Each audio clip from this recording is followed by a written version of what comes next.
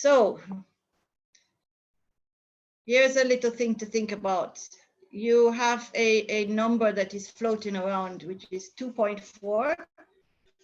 So what that is about is one person can infect 2.4. So that's pretty high. The problem is, though, if you have 100 people, that 100 can infect 240. 1,000 people, 2,400. So if you have 1 million people, it goes doubles and a bit more very quickly. Okay, so you really want to prevent it. As we know, prevention is better than cure. That's on the left-hand side. I hope everybody's seeing the screen. But on the right-hand side, there is another thing you can do. You can block it from, I don't know if anybody played this thing with domino, where you stack them up and you let them all fall down. Right. So if you have a way of stopping that transmission, you're not just stopping the one, you're stopping the generations of that 2.4 building up, building up, building up.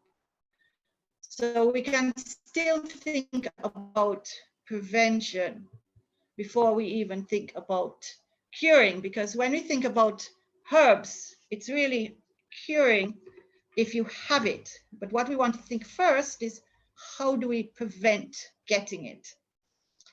So there is this, we have to come back to Jamaica, right? Or the Caribbean, what we're used to. We've been exposed to cold and all kind of viruses. We're in the tropics, everything grows fast. So we have picked up in our ethno or folk use a preventative cleanliness habit honed by exposure to many infectious events. If you remember back when you were small, when you came home from school, the first thing you were told to do, take off your clothes and go bathe, right? And there is a reason for that. Anything that's outside the house does not come into the house.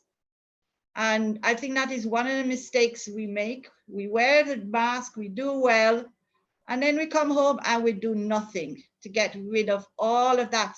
Remember, the contamination, if you wear a mask, is going to be on the outside of the mask, is also going to be all over the body. So the only way really, if you are having to go through areas that are highly infectious, is to have a cleaning regime when you enter the house. So I will discuss more on how that is. In Jamaica, without being told, the communities cordon off themselves and put cleaning stations at the entrances and exits. So they said, in this community, you have to enter here and you have to exit here and nowhere else. And they get cleaned, they get their hands sanitized as they go in and out of the community. They were doing that without even having to be told, because this cleanliness habit has been honed. So we have to think about making COVID-free bubbles, and those bubbles then we can then extend out.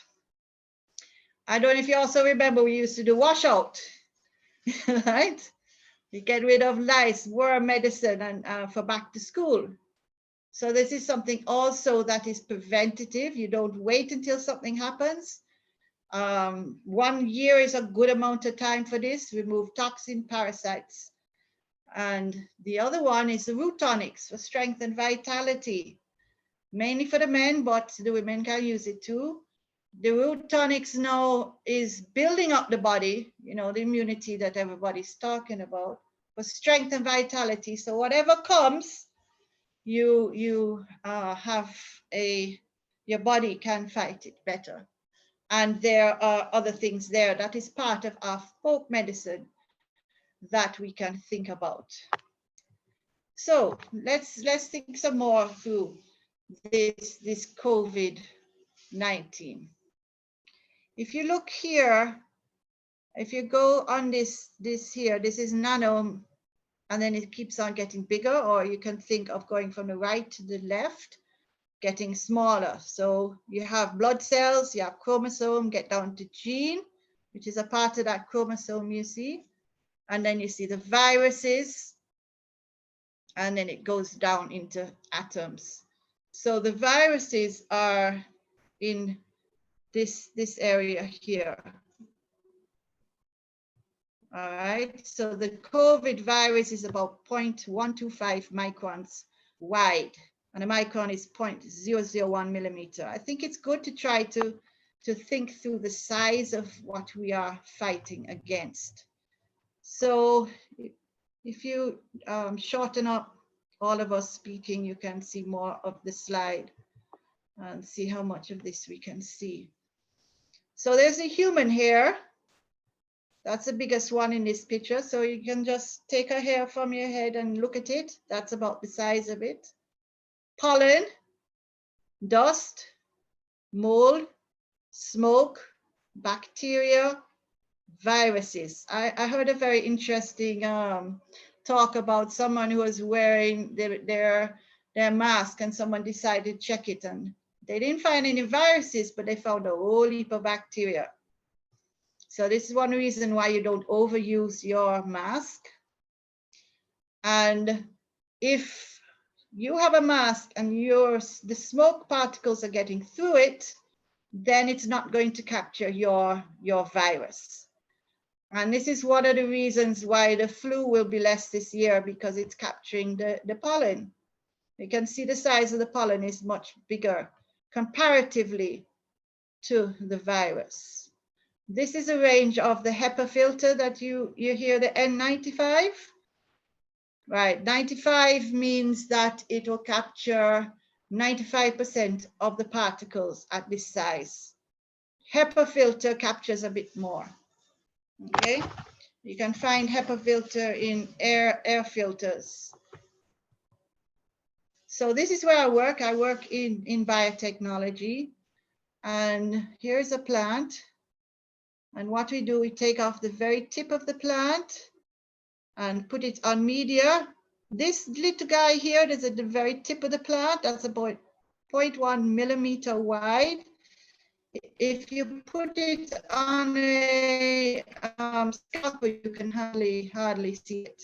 So can you imagine going down 10 times, 100 times less, and then you get down to the size of the COVID virus, okay?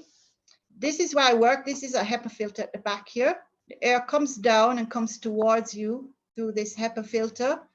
And all of in here, I can open up these vessels and no bacteria or fungal spores will go on them, and no viruses.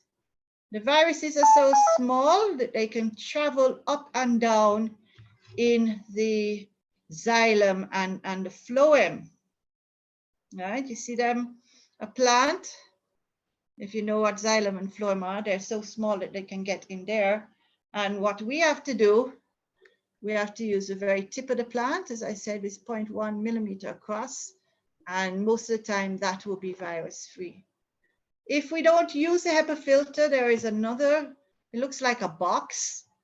And in this box now, the idea is you create a clean area to exclude microbes. And this is what a lot of the idea is about the mask, okay? So this is us at Jamaica, the school, using these clean areas. And if you're in a high density, then the mask is supplemented with a front piece so that your eyes are also protected. And here you see they're being protected from one another. And this guy was able to go on a date. But the idea though is it's not forever, because you actually do need these dust and bacteria and pollen from a young age so that your body can get used to them. If you try to keep this up past COVID and say, oh, I'm going to keep clean now and I'm always going to stay in a bubble, you are in trouble. If you come out of it and you will be, your immune system will not recognize anything, right? So you want to think about that. Another thing I want you to remember is that viruses cannot multiply on their own. They only multiply inside a living cell. So if I had 5 COVID particles on my hand, when I come home, it's still going to be 5. It's not going to multiply, okay? So as long as you do not touch your eye, your nose, your mouth, you can have COVID particles all over you and it will not hurt you. All right, so that is why when you get home now, that is the crucial part. You can go through a contaminated travel and through the airport and so on. But what you do when you reach your house is what is important. So the soap now, the soap actually is the best that we have against this virus. The soap, if you see there, it has 2 parts, water soluble and an oil soluble part. So it can actually bury into the coat of the virus and break off the coat, and then all the insides just disintegrate. It takes a little time. This is the 20 seconds that you keep hearing about. So when you come in, soap your face, take off your clothes, go bathe with soap and water, put on your fresh clothes, put your clothes straight in the wash. So you can put your clothes straight into a plastic bag and then you put them in the wash, okay? With alcohol now, 100% alcohol does not work. It has to be between 60 and 80% alcohol. Weaker than 60% does not destroy the lipid layer. Above 80%, it evaporates too fast and the alcohol needs water to be active. So that is to remember for soap and alcohol. All right, so we're going to look at the size of this COVID particle now. See, you destroy this, then the RNA, it's an RNA virus, will just disintegrate. This is the size of a human hair as comparison to the droplet that is containing the virus. And if you see all these viruses, they're about the same size. Influenza, SARS, Corona, about the same size. Whether you are talking directly to someone or touch their hand or it gets onto surfaces and then onto your hand, and the larger droplets can travel further, but then as they dry up, they can aerosol, they can get into smaller particles, and then the smaller particles can travel on the wind, okay? The bigger ones with the weight, most of them will drop, all right? So when you're in a restaurant, it's the air currents that are carrying these particles.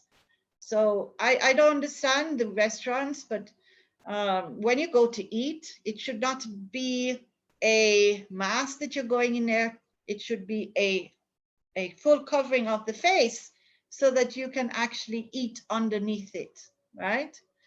Something to remember that particles tend to drop down. So if you have on a full face mask, the top of the face mask must be against the head. And that is why the mask itself should be pinched around the nose. The other thing about the mask is that the cloth masks are different size holes in them, the pore size. If the pore size is too big, you can see here, the viruses get through so much better. The surgical mask has 3 layers and they are all at going in different directions, and that is why the surgical mask is better if you can get them. But the cloth mask, there is still something you can do. Before I describe that further, I want you to consider another thing about it, is that when you wash the cloth mask, it's go squish, squish, squish, squish, you're actually stretching it so you have more holes, and you want to have less holes. So you don't want to be squishing it when you wash it. All you really need to do is put it in the soapy water and kind of pat it. I know we're not used to washing with patting, but we have to get used to this one of patting the mask instead of squishing it, right? If you understand the terminology as a, right. All right, so we looked, not me, there's different tests have been going on. And this is something that was done even before the COVID. This is 2013, but it just shows you the filtration efficiency, how much of, in this case, it was an influenza virus with a scarf only allowing 50% through. And then it goes down, pillowcase, linen, cotton minks, tea towel, vacuum cleaner bag, which actually has that HEPA filter, and then surgical mask was getting closer to the 100%. So a face covering with a single open weave cotton would be trapping as little as 1% of the particles the same size of viruses. And this lady here, what has been done is, without this nylon sleeve, it was filtering 33% of salt particles, and with the sleeve, 80%. So you can see the closeness of the fit to the face is very important as well. At the same time, you don't want to have on a mask that is not allowing anything through, because then the air is going to go around the mask. So I've seen some like almost plastic, but then it's going to allow the air to go outside the mask and under the mask, and then you're not getting the protection that you need. I just put here what you can look on this online. So I won't say in more detail, but this is how they do the N95, okay? So there are different categories of masks that you can use. So I said I would talk about the cloth mask and which one is the best. The best one is one that uses different types of fabric, so that one works to get aerosols, one is mechanical. So the top performers used a cotton with 600 thread. Those who sew will know what I mean, with 2 layers of either silk or chiffon. And that on average stopped at least 90% of the particles. So it's not just wearing mask, it's what type of mask and how you wear it. So I'm going to go on that a little more. This one just shows you how many particles are actually in a cough or a sneeze, just to give you an idea. And here is showing you the best of the person who has minimum exposure is the one where both have the mask on, and the maximum is when exposure is when neither have it. But what you want is more people wearing the mask, and also that the mask actually blocks the virus particles, because you can have 100% people wearing the mask, but if it is not blocking the virus, then this yellow is a problem. This is more than 2. All right, you have to get the number less than 2 for it. So if it's a 1-to-1, that means it will always stay at one level. As people get through the COVID, 1 replaces them. So you need to get it less than 1 to start reducing the numbers, okay?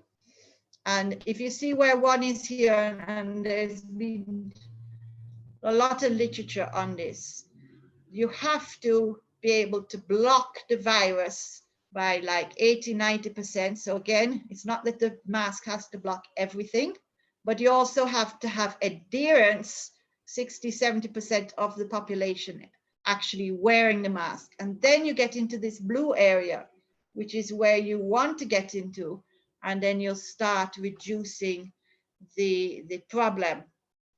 Another thing to remember is that when you're in this region, when there is more replication, every replication of the virus can cause mutation. So remember, we're talking about mutation now, where this one in the UK has become more virulent. Well, the more replicate, it keeps replicating, some mistakes happen in that replication, and those mistakes are what you call mutations, okay? The virus is using the human body to replicate, and sometimes mistakes are made, and those are called mutations. All right, if you see at the top right here, this is the pinching of the nose. So what I do is, if I cannot, I don't always have access to that particular mask, and so I do have one which I wash. And why this is important is, like I said, the air is coming down, and once the air is coming down, it can have virus in it, and which is why if you don't have this, at least a cap on your head will help. Eyeglasses holding down the mask will help. And I don't know, can you see my mask? My mask has a little nose bridge on the inside, so that when I put it on, this nose bridge fits over my nose and takes out that space. So there's no space now. If the virus comes, it sits on top of the nose bridge and does not come to my nose. So that's a very small thing, but it can be done. The other thing is that the mask really should be big enough that it covers the nose properly and covers the chin. So it covers the nose and it covers the chin, and it is on the side, it covers up to the nose. If it doesn't cover up to the nose, you get it comes like a gap. It's an open gap, again, making space for the air to come in. What you want is the air to go through the mask and not around the mask. So the mask should fit snugly. Even the N95 they're using, it has to fit snugly. And depending on your level of risk, then you notice the they put up this covering as well. The lady, when you go into the store, there is a barrier, and that barrier is working to supplement, because it is not just the nose and the mouth, it is also the eyes that you have to think about. So if you actually have the virus and you have to go out, then you really need to be fully geared up, not just with the mask, but with all the gearing up that you can, right? And of course, still practice the physical distancing. Well, you should know by now what I'm going to say about what mask to wear. You use the highest grade you can. No to a dust mask. The dust mask was made to keep out dust. Dust particles are bigger than the COVID. No to cloth handkerchief, no to t-shirt, and no to neck gaiters, even though a little more research needs to be done with them. It doesn't seem to be the right thing to be wearing. It's breaking the particles up small, and therefore they're traveling further. I think I said this already. The most important thing is when you're leaving a high risk, how you take off the mask, store it, wash your hands, and other parts of your body. You certainly have to figure which way is up. This metal strip is very important. So it needs to be pressed against the nose. If you have a nice big nose, you have to get a nice big long metal strip and make sure that it is tight against the top there. Of course, when you get home, that is almost the first place you're going to soap, that area between your eye and the top of your nose, and wear a cap as much as possible. The other thing is, if you are going out, don't remove the mask and put on the same mask. If you put the mask down to talk, put it straight into a plastic bag, have another plastic bag with a new mask, and when you finish talking, you put on the new mask, okay? And of course, in between, you are wiping your hands. You have to start seeing the virus. Even though it's small, you can actually start to see it. Okay. So I'm going to finish this part soon, but I'm going to give you a few more ideas. Not sure if your fabric is good? Hold it up to the light. If you can see the light through it, then it's not too good. The next one is if you hold a flame, like the lighter flame, and you try to blow through your mask, if you can blow out the flame, then it is not much use. If you can smell smoke through the mask, it's not much use. There's no sense in wearing a mask that makes us feel safe when we are not safe. They should have a good fit. That tie on mine allows you to fit it to your own size rather than the elastic. You can make your own masks, but use the tighter weave and a combination of materials. Another thing, what is the sense of sneezing into your elbow and then giving your elbow to somebody? You can give them the virus particles. So I do not recommend that. If you sneeze into a tissue or handkerchief, put it into a plastic bag, spray off your hand with alcohol. Wash with soap as soon as you can. If you get money, accept it into a plastic bag. Spray with 70% alcohol when you get home. Wait a couple hours before, or even spray in the bag. Wait a couple hours before adding it to your purse. If you use a credit card, receive it into a plastic bag, spray it with alcohol before you return it. So this guy was saying, this is on Board Panda. Let me get this straight.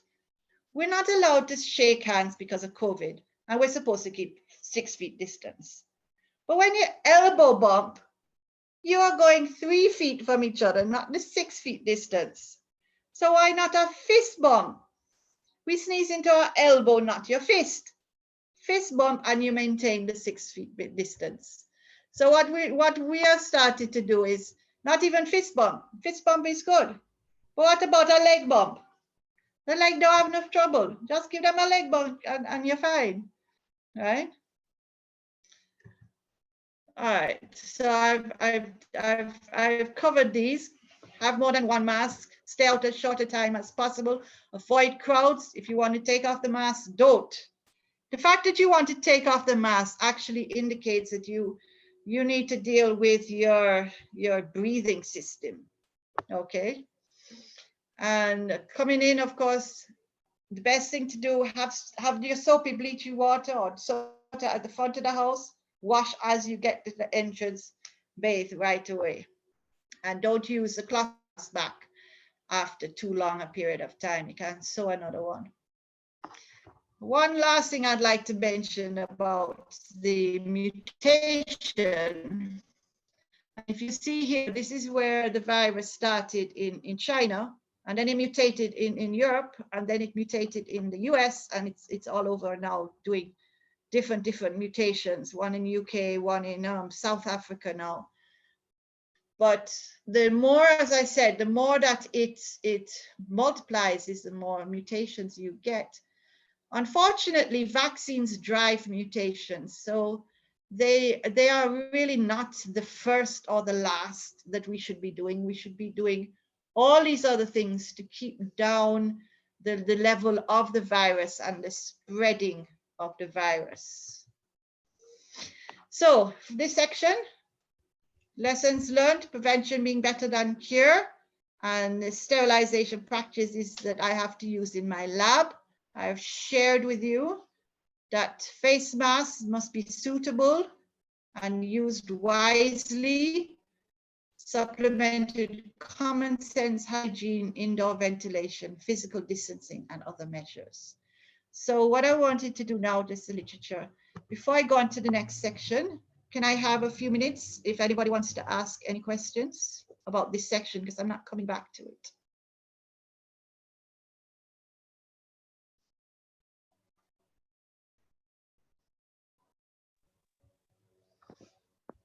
Please remember, if you have questions, you may put them in the chat.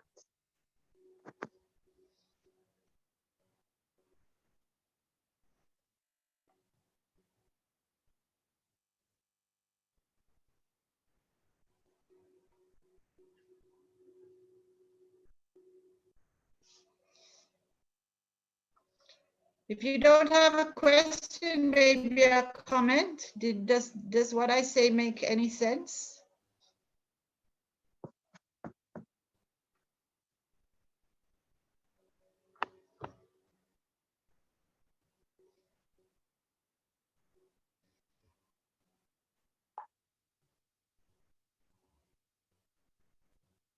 Okay, everybody's being very quiet.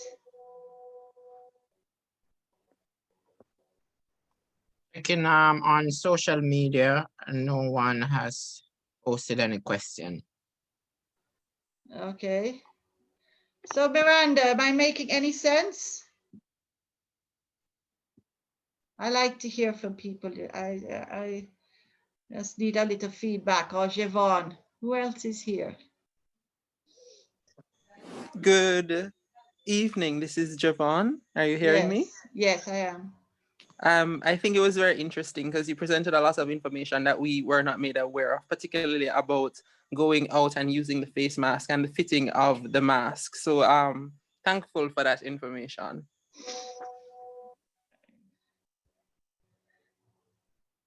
Thank you for that. I just wanted a little feedback of that, and I'm thankful for that. Okay, so let's go to the next section.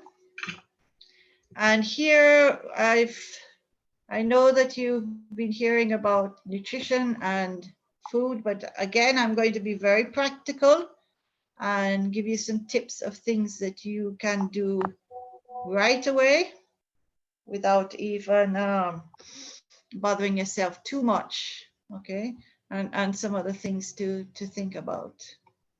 The first thing to think about is nutrition. Food is go food, grow food, and glow food. So we use food for energy, to go.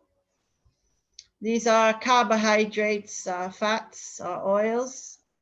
We grow, use food to grow. These are protein. And glow.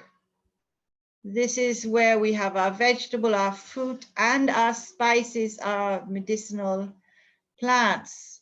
There's a tendency to think of it as supplements. No, they are part of our food, and we should try to have them as fresh as we can, because the food should be alive.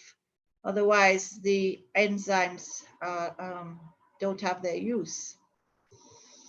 All right. So these are some of the things I have been doing too. I'll just share them with you. Vitamin C. If you have lime or lemonade, hot lemonade every night. I think some people forget that vitamin C is something that you have to have every day. If I have enough vitamin C today, I have taken in more than I need to, it doesn't actually help me tomorrow. Okay, I think people forget that. So that's why the saying comes, an apple a day keeps the doctor away. It's not that I can eat 5 apples today and I have enough vitamin C for 5 days. So you actually have to have the apple 1 a day. So have hot lemonade every night. That will give you vitamin C, or whatever you're using for your vitamin C. Remember, it's not stored in the body. Vitamin D, again, portion of your day outside. So these vitamins are very important because they're co-vitamins. They are supplementing what else is happening in your body. So if you don't have them, your enzymes do not work properly. Okay. And of course, I did hear talking about micronutrients, so I'm not going to go into details. There are a lot of antiviral, what we call cold plants in the Caribbean. And I would invite you down to the Caribbean when you get to, so you can learn about them. One that I think is quite good for up there where you are is the lemongrass. So I was told you have lemongrass in Boston. So that is the one I would encourage you to have. Get an aloe plant. The aloe plant can be used in many different ways. Learn how to use garlic. I hear garlic used, but garlic, you can't just clean a clove of garlic and then just drop it into your food. The garlic won't have any use. You have to mash the garlic, right? Because there are two chemicals in the garlic. One is in the cytoplasm and one is in the vacuole. And the two of them have a mix. Okay, so if they're not mixed, then you don't get the use of the garlic, the medicinal use of the garlic. Okay. There's a part of this virus that causes problems in the blood, and there are natural, you can go on the internet and find the natural plants that can be used.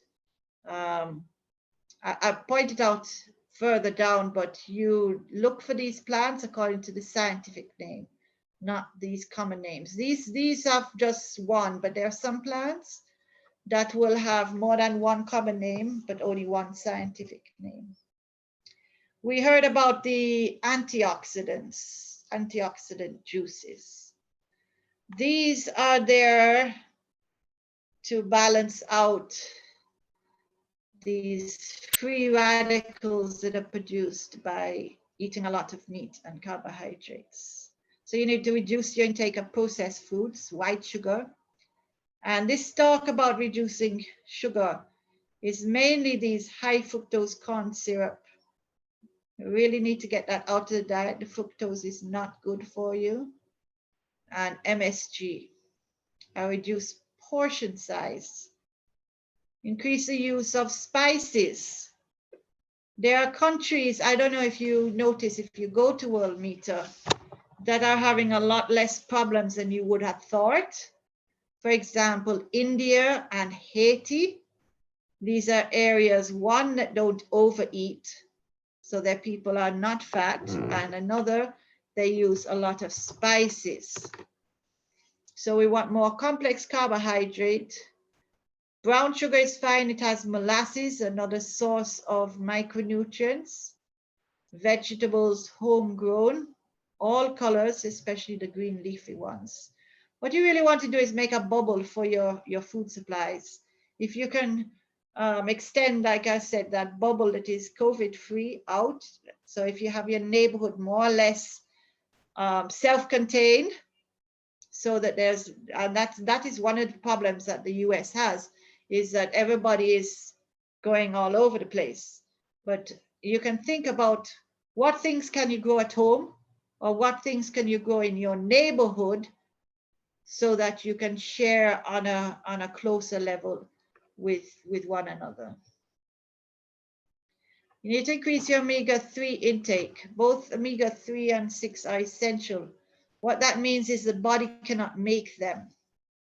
So you have to get them through your diet, right? Cook with saturated fats. This is another thing that I don't hear talked about a lot, but the saturated fats do not produce trans fats when they are heated. Trans fats are very bad for you. They are being banned. They cause leaky cells.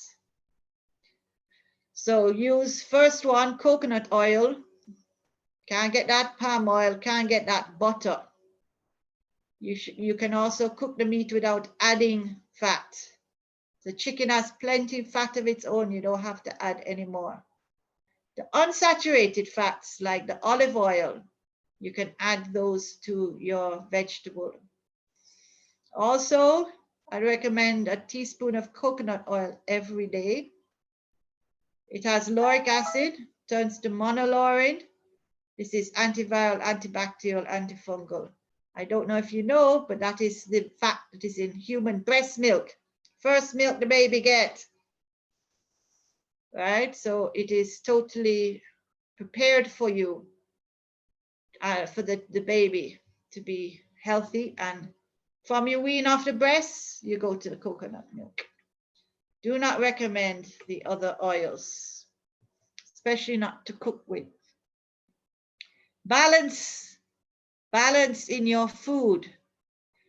Balance your acid and your alkaline, the sour and the salt. If you look at your tongue, it has sweet, bitter, sour, salt, umami, which means that you need to use all of them and reduce serving size and late evening eating. All right, so just something about me now. I've had malaria, I've had dengue, I've had H1N1, I've had chickpea, I've had the common cold. So I've seen a couple things about virus infections and I've read about it a lot. It comes in about 3 different stages as the body is trying to come against the invasion. The first thing you get is this temperature increase. You know, I heard one of the anchors on the TV. He said he checked his temperature every day. And from the temperature start to rise, he said, I'm out of here. And that's exactly what you need to do. Wrap up in sheets. The body is increasing its temperature to kill the virus. So what you need to do is, as you might think it's counter, because here you are wrapped up and you're still shivering. But when you stop shivering, you've actually increased your temperature enough that the body can actually start burning the virus out of your body. That is before you get any other indicator that you've got a virus. And this is something my mother used to do with us growing up. From she see we have a little temperature, off to bed, wrapping sheet, next day we're fine. Right? It's just, why has it got worse? Because you are using flu vaccine. You're giving flu shots and you are causing the mutation to get worse and worse. So the flu is mutating to balance out and keep living, and it's just getting worse and worse. So hopefully with all of this avoidance, we will have less of even the common cold to deal with. All right, the next one is the response of the body. Headache, coughing, sneezing. This is the body now trying again to get the virus out of your nasal and around your head space. All right. So coughing and sneezing is really the body trying to get it out. And at that time, you want to be having your bitters and your vitamin C and all of these things. The longer term one now is when those two haven't worked and the body is now reacting. So you have things like head cold, chest cold, joint pain, and so on. Then you have to bring out everything. You keep with your vitamin C or D and all the rest of it, anti-inflammatories, antioxidant vitamins, because you have a high load of the virus in your body. And you are looking to minimize or to get rid of the virus. All right. So that is how you have to think about it. Try to deal with it early here. Prevention, better than cure. Yes, you remember that. All right. We said a couple of those. It's physical distancing, not social distancing. What we're doing here is social. We ain't stopping the social. We're even getting better at the social, but it's a physical distancing that we're doing. Foot or fist bump, not elbow bump. If you have to go out to eat in a restaurant, use a face shield as well. You go in there, you have on mask to get in there, you put on your face shield, you take off your mask, put it in your plastic bag, eat your food, take out a fresh mask when you're ready to go, put it on and go back to your house. Air filters for the house. Okay, you want to get it out the house as well. There are bamboo charcoal filters for the fridge. There's baking soda that you can put in the fridge as well. All right, so that is that part. Any questions for this part in terms of the advice? And we'll go through to the last part. Any questions, any comments?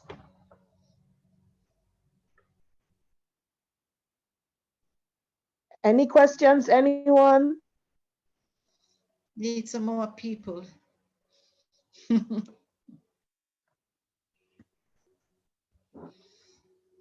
Javon, tell me what you'd like to add as a, Javon is willing to talk to me.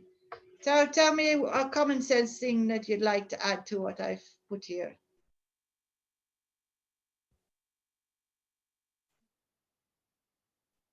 Javon, don't let me down now. Javon, gone quiet. Oh, there you go. Javon is here. I can't think. I can't think of anything else to add. Well, because I'm in a general setting, so my mother was hearing and she agreed with a lot of the things that you were saying, and she said she's going to try some of the remedies. So Okay. it's being well received. All right. Thank you very much. All right. Let's go to the last part then. And we're going to talk about herbs.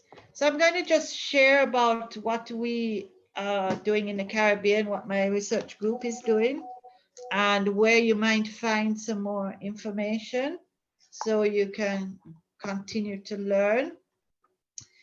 So you're in Boston, we're in the Caribbean, and we have something called the Nagoya Protocol, which provides a legal framework. Because what we want is the herbs in the Caribbean can be accessed, and then we have benefit sharing. And that includes the information a lot. I haven't gone into anywhere near the amount of traditional knowledge that is in the Caribbean. I've heard it said that there isn't much, and we're not so sure how to use herbs. And there is so much knowledge that is available now, that's just not true. Linking to the market. So looking at this with help from BIDEM, which is a diaspora grouping, and Magate Wildhouse is helping to link the Caribbean to the diaspora, and we will see how that goes. Authentic Caribbean is one of the group with a member of BIDEM, and so that is how we end up where we are now, linking up. So where are we? I always like a visual. This is the Caribbean, that's Jamaica, and that's Boston. So that's how far apart we are, about 2,800 kilometers. Not too far, not too far. We are in what is called a biodiversity hotspot, and there are several of them. This is the Caribbean one. And when you blow it up, it includes all the islands of the Caribbean. I think they forgot Trinidad is down here, but Trinidad is really part of this hotspot. What is a hotspot? It's where you have a lot of plants that are endemic. What is endemic? It means that the plants can be found nowhere else except in that country or in that region. So it has to be a high level of endemic plants, a high level of plants, and they're in danger of extinction. So these are the areas that need the most attention and the most care. All right, so let's blow it up. We have this map, and this is what happens to Jamaica. To the Caribbean, you have to blow it up. So here's Jamaica, but you have all these islands, and they're very small.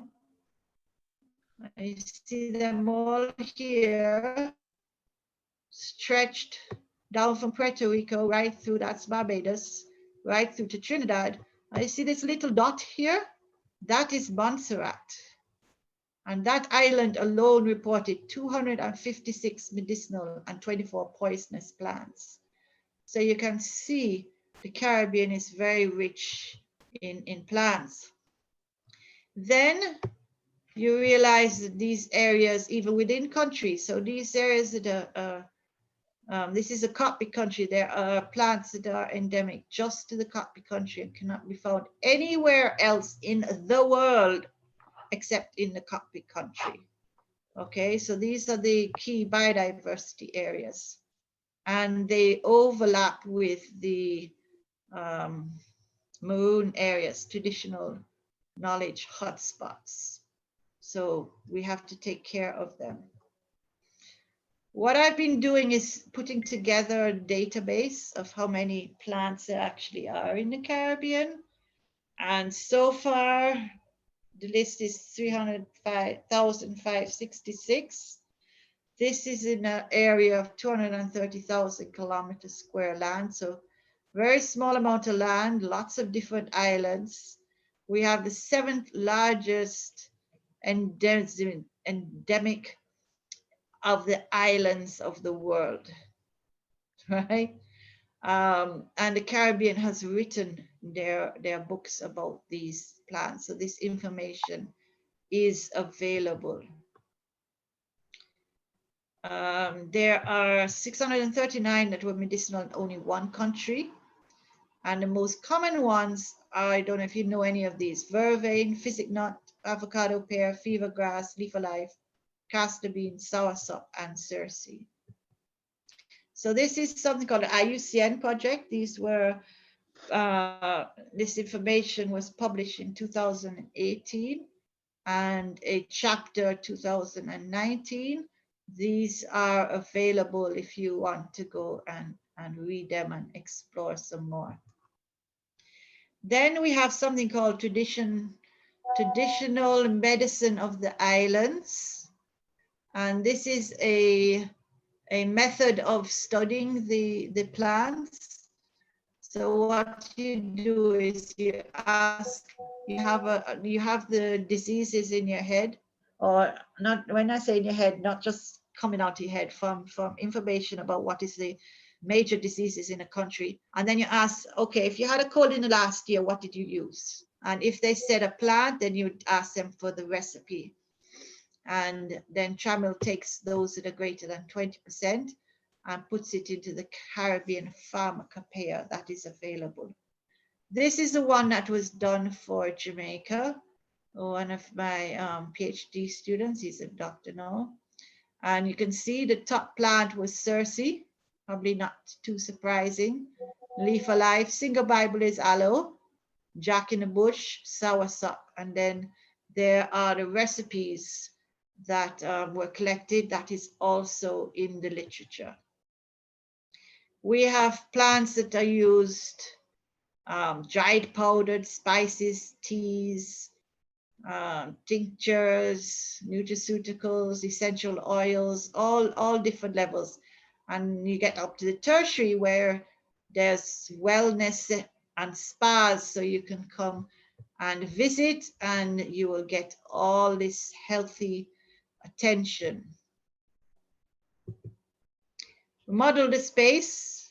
There's lots of things going on.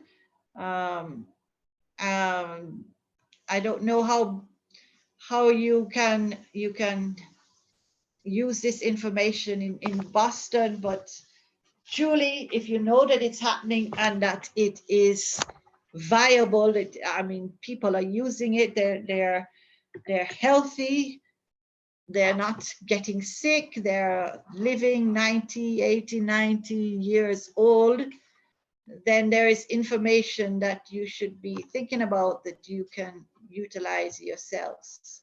So I'm just going to give you a couple of the plants.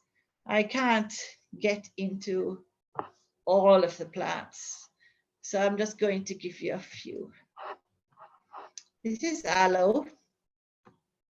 This is tissue culture. So these are the plants growing in my lab. And this is a plant that has just come out. You see it has roots. So when it just comes out, it has all these spotty on it. And then you can grow it out and you get the full plant. There's no genetic modification with this. You can see the little shoots that come out just like when the aloe is in the ground, and you just remove them and put them on fresh media, and then they form back.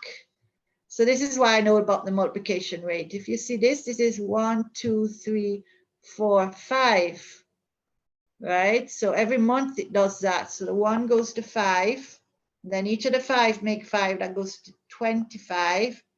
And then each of those 25 make 5, and then you get 75. So within a very short period of time, you get lots and lots of plants. This is what we want to multiply, not the virus. You can use aloe, so everybody should have aloe in their kitchen.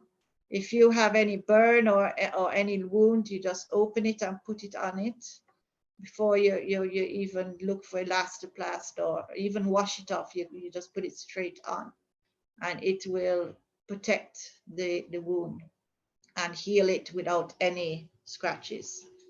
Purgative for inside, cleaning out, as we said, once a year. If you use this, not more than 3 days in a row. And nutritional, you can take off the outside and you get the clean inside, and you blend that up with your juice. So it's very useful. What's this next one? Oh, you know this one. In Jamaica, this is used for treating cold, flu, asthma, stomach problem, joint pain, and improve eyesight. So this is Dr. West. He actually made a product called Canasol that is used for glaucoma. And there are a lot of opportunities for this plant.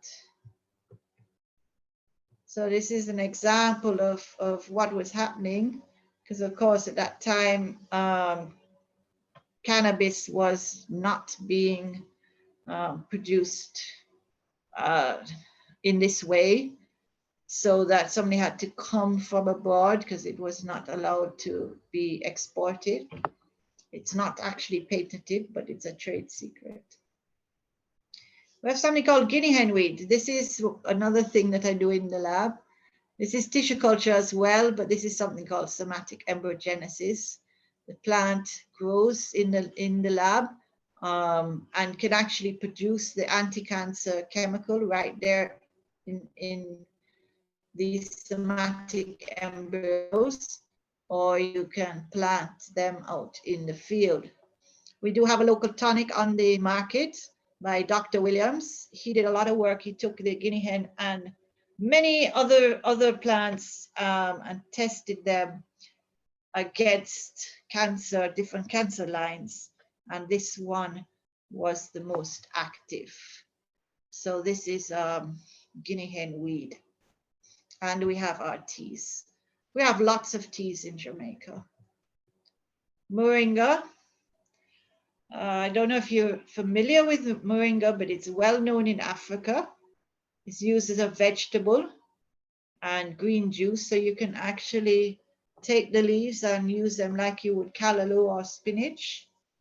And because it is high in amino acids, vitamins, polyphenols, phytochemicals, all the rest of it, it is able to deal with a lot of different problems. So I don't know if you realize a lot of the problems, they always come back to the same issues. If you notice, everybody's talking about the same things.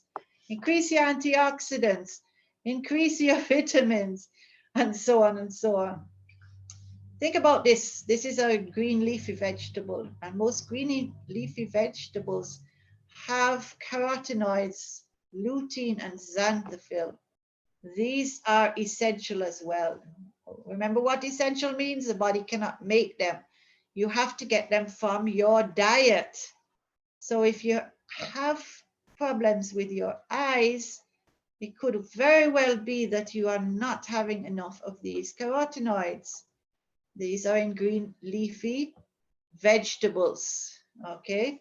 And there is a lot of moringa products now that you can get access to.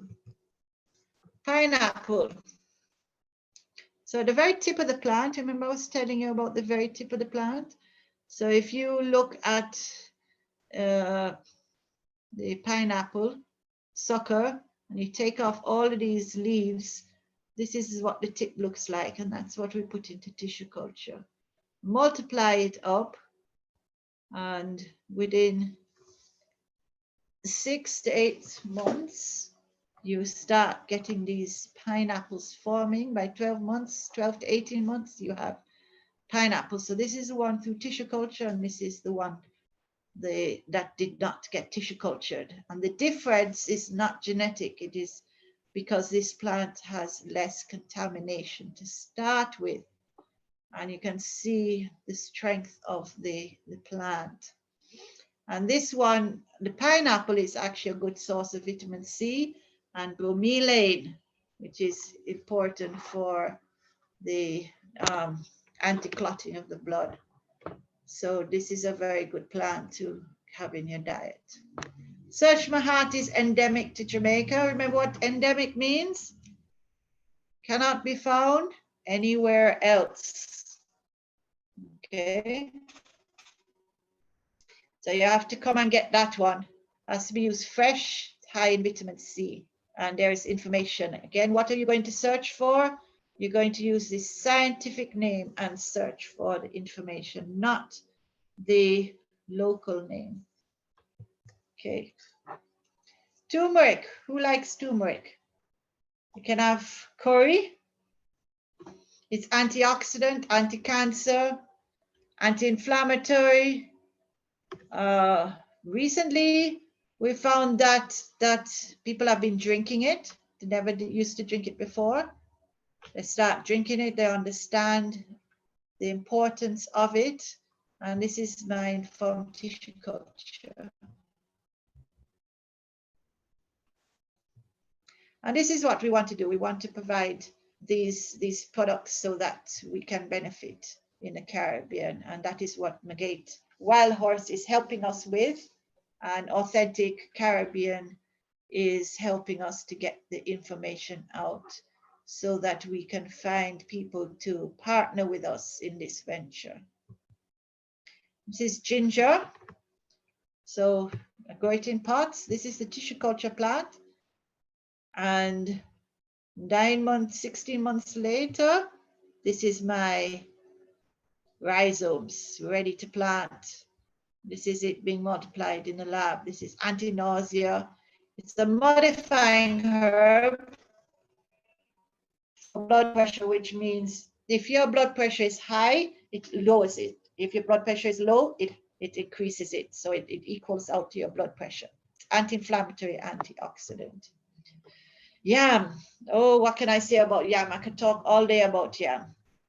There are many, many different species. This is the top complex carbohydrate that Africa and the Caribbean love, and the rest of the world needs to learn about and utilize. This is what they call it now is what Bolt eat.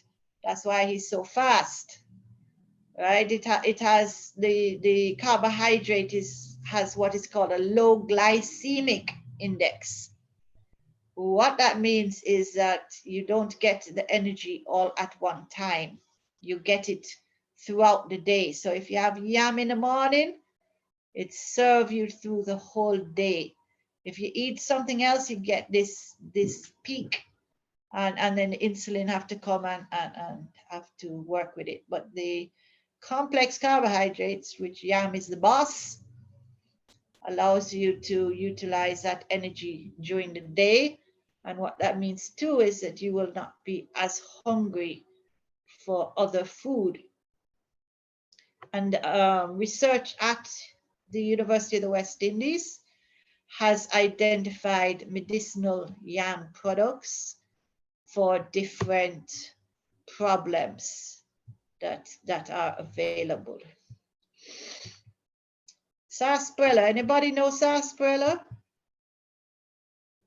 I should ask Javon. Javon is the only one talking to me. Javon, you know sarsaparilla? No, I don't. You don't? Yes, I No. do. I know it. Who knows sarsaparilla? Anybody here know sarsaparilla? Like a drink. It makes a nice, almost like a root beer type of drink. Yes. Who is that now? Dr. Greene. Okay, you know it. Yes, this is the root tonics of Jamaica. This is the sarsaparilla, and the other one is cheney roots. So they use the roots. It actually seems to bind everything together, right? And yes, it makes a very nice drink. It takes toxins out of the blood. which And is doesn't it what keep you you from want. being hungry as well? Like it kind of curbs your appetite a bit?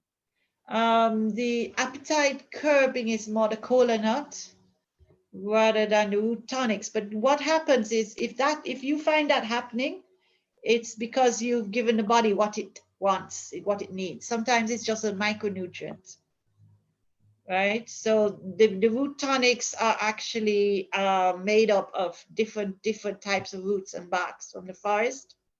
So there are multiple herb decoctions. There are a lot of different herbs in a tonic, but usually all of them have at least cheney root. What I found, 100% had cheney root and 90% had sarsaparilla. So you will find that if the body gets what it needs, it's not going to be as hungry. Why your body is hungry is because you haven't given it what it needs. Or you keep giving it the wrong thing, so it just keeps being hungry. Does that make sense? Dr. Green? She's gone quiet on me again. Does that make sense? Okay. Yes, it does. Yes, it does. Okay. You'll notice me. I like to interact. I find it difficult to talk for 2 hours without anybody talking back to me. All right. So these are the root tonics. I did a study, so you'll see it here. It's this is the reference. As I said, all of them had in cheney root. Average. What I did is I got a collection of root tonics that the forest department in Jamaica had, and they were just bottles in a cardboard box that they were going to throw away. I said, "Don't you dare!" And I took them and I read the ingredients and I sent it to both herbariums, and I got the list of the plants that are used to make these root tonics. So there were 94 plants in all from the forests of Jamaica. 24 plants were most common, 3 to 26 plants per tonic, an average of 13.3 plants per tonic.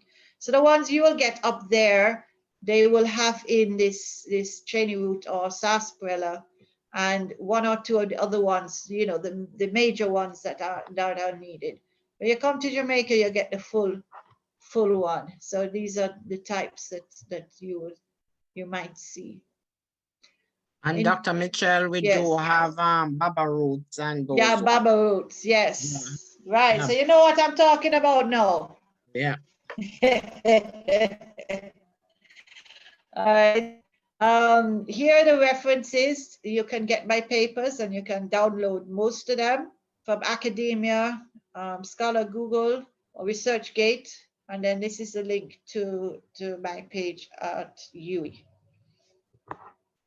This is one of the issues that we have, though, is that we know some of the plants and we don't know the others. When I say don't know, I will get blood waste, but I won't get the whole plant. So we still have work to do to scientifically identify all the plants that have come into the root tonics. And this is before they are destroyed. The other thing is when they say strongback, for example, it could be one of any 3 of these plants. Sorry. Nerve wisp, maybe that, and so on. So I have to be working. This is the botanical work that needs to be done before these plants can be studied and taken further.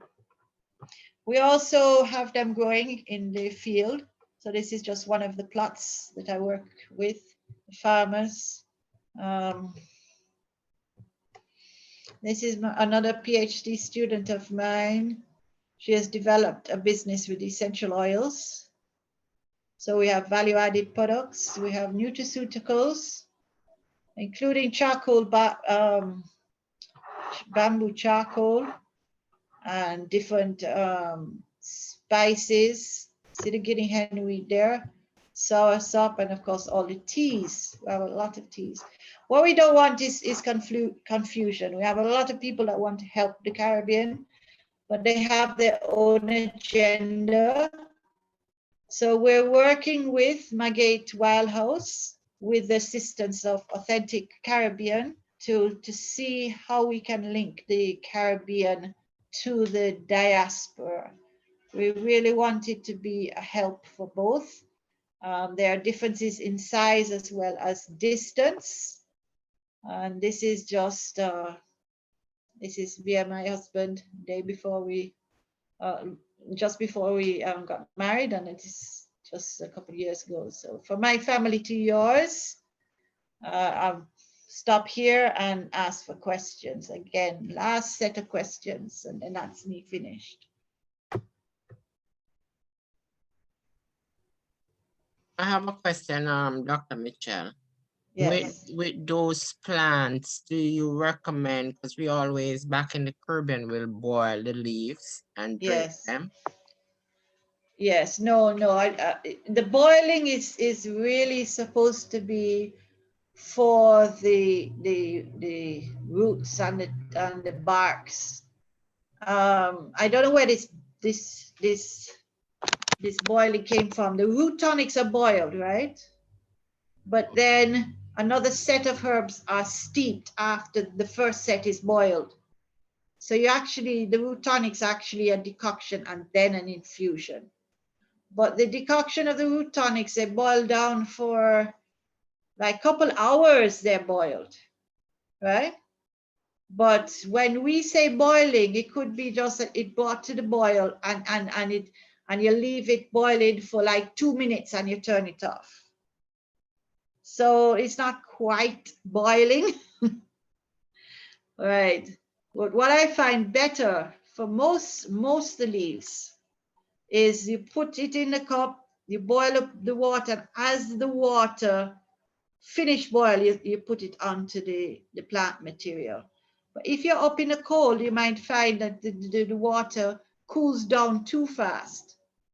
So what you do is you can have the leaves in the pot, and you have you pour in the boiled water, and you just have that on the flame for just a few minutes, just to make sure you maintain the water at the highest heat, and then you turn it off and let it seep. So no, we don't have to boil most of them. And most of them, when we say boiling, we only mean 1 minute at boiling. We don't mean that we boil it and boil it down. But some people, when you say boil it, you say, oh, I boil it, you know, and you only mean 1 minute, and then they go and boil it for 5 hours. So, yeah.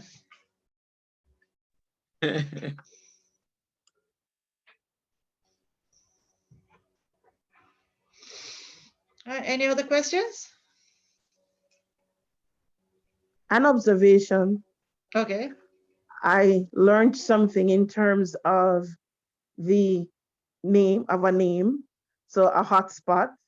So I know what a hotspot is in relation to a plant or plant species. So you can go and look for hotspots. There's a lot of information on it.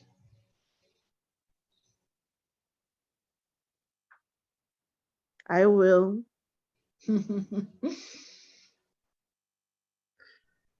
And Dr. Mitchell, what is so good about the Caribbean is the biodiversity we have, not just in one island, but right across. So Right. you brought about, you know, you had mentioned some of those islands that has a lot. I know when I went to Dominica, Yeah. that was another island that was really lush with a lot of different plants. Right. And we want to keep it that way. We want the development to be in such a way that we keep that, you know, because whatever happens and however we can help the Boston people, we don't want it to cause a problem somewhere else. Right. Yeah. And I know Miranda is on. Trinidad is also another one that has a lot. I was shocked to see that Montserrat, because Yes. there's a lot of Montserratians living here in Boston. So I was shocked to see. Yeah, I mean, most of these islands have at least one book and very, very detailed information about the use of their plants. And I mean, I don't know how you can equate a test and then say these plants haven't been tested because they've been in use for generations, and a lot of people in each generation in more than one place. So that's like a study just there. One of the problems is that the plants have more than one chemical in them, and this seems to be something that is beyond the mindset of some people. So they prefer it if it had one plant, and then I remind them, but you're eating orange every day, and the orange is ram-packed full of phytochemicals. So if I find out what is in orange, are you then going to say we shouldn't be eating oranges? So what is the knowledge for? To stop us eating? And everything now you want to give us back in pills? No, that cannot be the use of it.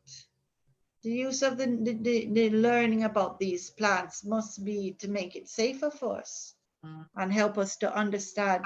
I mean, I was shocked and I was amazed to find out that the oil that is in the fatty acid that is in coconut oil was in breast milk. So the lauric acid is turning to monolaurin in the baby's body and is antibacterial, antifungal, and so on. That is what's keeping the baby healthy when it is born. And those very, very, those fundamental years, you know, those months just after the baby is born, that is what the baby is having. And then you think about it, the only other good source of that lauric acid is coconut oil. And there was a time that coconut oil could be easily found in the States, and that it was put into the baby formula. And now it isn't. And you can almost see the health go down as these things are removed out of the diet. And then the high fructose corn syrup was put into the diet, and you see the diseases go up. Now that tells you something.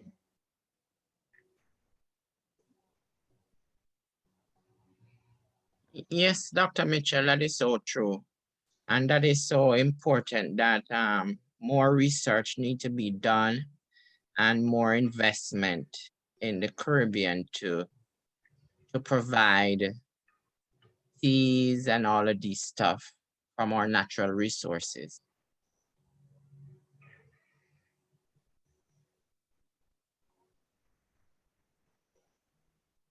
Maureen? That is so true. That is so true. Now, we have a few minutes that we can use to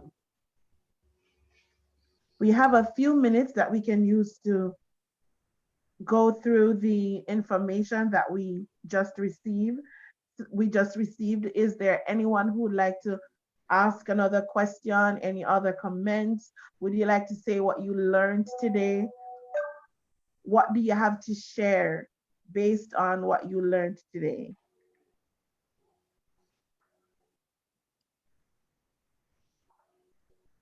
You have some very shy people today. You need some speakers up us. Could you stop sharing, please? Okay, sure. I have a question. Okay. I grew up with a lot of these herbs that were definitely very effective. What's the best way for some of us who are kind of a generation removed from some of the medicinal benefits of the plants and the natural vitamins to incorporate them or relearn about them? Or are there providers that support the use of these types of herbs? Right. So the first thing I did when I started working was to actually go through all of the research that was done at UE since it started in 1948 to now, to come up with a list of the plants that had been recorded as being medicinal, and to summarize the research that had been done up to that point. That is available as a publication that lists 346 plants in Jamaica alone that are medicinal. So that is something to be looked at. It can suggest plants to you. Then what you do is you take the scientific name and go on the internet and see what is on the internet. And you're going to look more than one page, and you're going to look at publications more than you look at those that are trying to sell you a product. Those that are trying to sell you a product will sometimes inflate, or not so ready to tell you the problems. On the other side, the medical is they will tell you all the problems and they won't tell you the good things. Yeah. So you want to go in between. You want to look at pages like Google Scholar. You can also ask friends that are using the plants or know about the plants. There, like I said, there's a lot of information on my page. There are monographs of a lot of those plants now, not just from the Caribbean, but all over.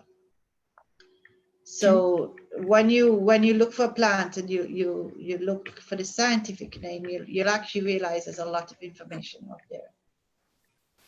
Can you share a little bit about, there's a lot of kids that are, or people that are using genetically modified cannabis, and it's vastly different than, naturally grown plants. Can you talk about that a little bit? I think they must have got to genetically modified because now they are able to. But I don't know personally what they've changed in the cannabis. For the life of me, I have no idea why they would do that, because the plant itself has so many things in it already. I would have to find out what have they changed or what have they added. Why would they do that in the first place? Thank you.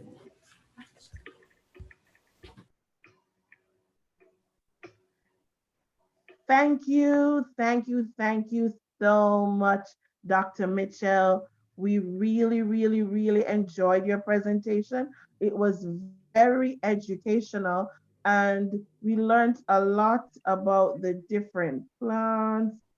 And before that, the precursor was also good because we learned a lot of things about the PPEs and protecting ourselves. So we got it full, 100%. Protect yourselves in terms of sanitizing, bathing, properly bathing on time. And you also took us back to the fact that a lot of things that are being asked of us during this pandemic are things that we grew up doing. Exactly. Taking a shower when you get home in the evenings and all of that, washing your hands before you eat, keeping yourselves clean generally. And I really love the fact that you spoke about the types of materials that we should use to make the protective gear and how we should fit them onto ourselves so that we know that we're fully protected. So that was very important as well. So thank you so much for that. And of course, the section on the herbs was also very beneficial. For me, I'm taking away the fact that the ginger can actually regulate your blood pressure. So if it's too high or it's too low, ginger will be good for you. I didn't know that. All right, so that's something I can take away. And what I'm asking everyone who has logged on to do is to go to the Authentic Caribbean Foundation's Facebook, go to their Facebook page and watch the recordings because it's important. It's a lot of information to take in at once. So when you have the time, go back, because I'm sure if I go to watch it again, I'll get some other nuggets that I can take away. And it's not only about taking away, but it's also about sharing. So we get the information. What do we do with it? We internalize it and share it with our friends, our family, our families in our workspace, so that other persons can actually benefit from this. And I can't go any further without thanking the Sweetwater Blossom Foundation and the Authentic Caribbean Foundation, and also the Boston Public Health Commission for putting the funds there so that this program could go forward. So thank you so much, Dr. Mitchell. Your information was well received. And we know, for me, I'm going to use my ginger. I'm going to do some research on the hotspots. And I'm going to try and your turmeric. Okay, thank you. And I'm going to find out if there are any hotspots in Jamaica. So my turmeric and my ginger. Right. So thank you so much. Thank you, thank you, thank you. We're going to move on now to our next presenter. She was here some time ago. She was here for the first presentation, and she was just an effortless speaker. And today she's going to help us to continue demystifying the COVID vaccine in the Black communities. And so we are so excited to have Dr. Greene here, and she is described as being methodical and results driven, and she's a performance focused professional with extensive leadership experience within the healthcare and medical field, coupled with in-depth expertise in process improvement, facility operations management, healthcare administration, and customer service relations.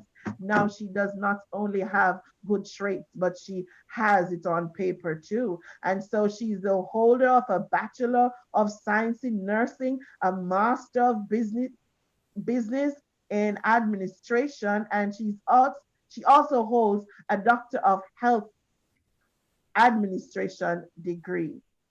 So she comes to you with a wealth of knowledge. Currently, she's the Director of Patient and Safety and Clinical Risk Management at the University Hospital in Newark, New Jersey. So she comes with a wealth of knowledge, and she's going to help us this evening again to demystify the COVID vaccine in communities of color. So ladies and gentlemen, Dr. Greene.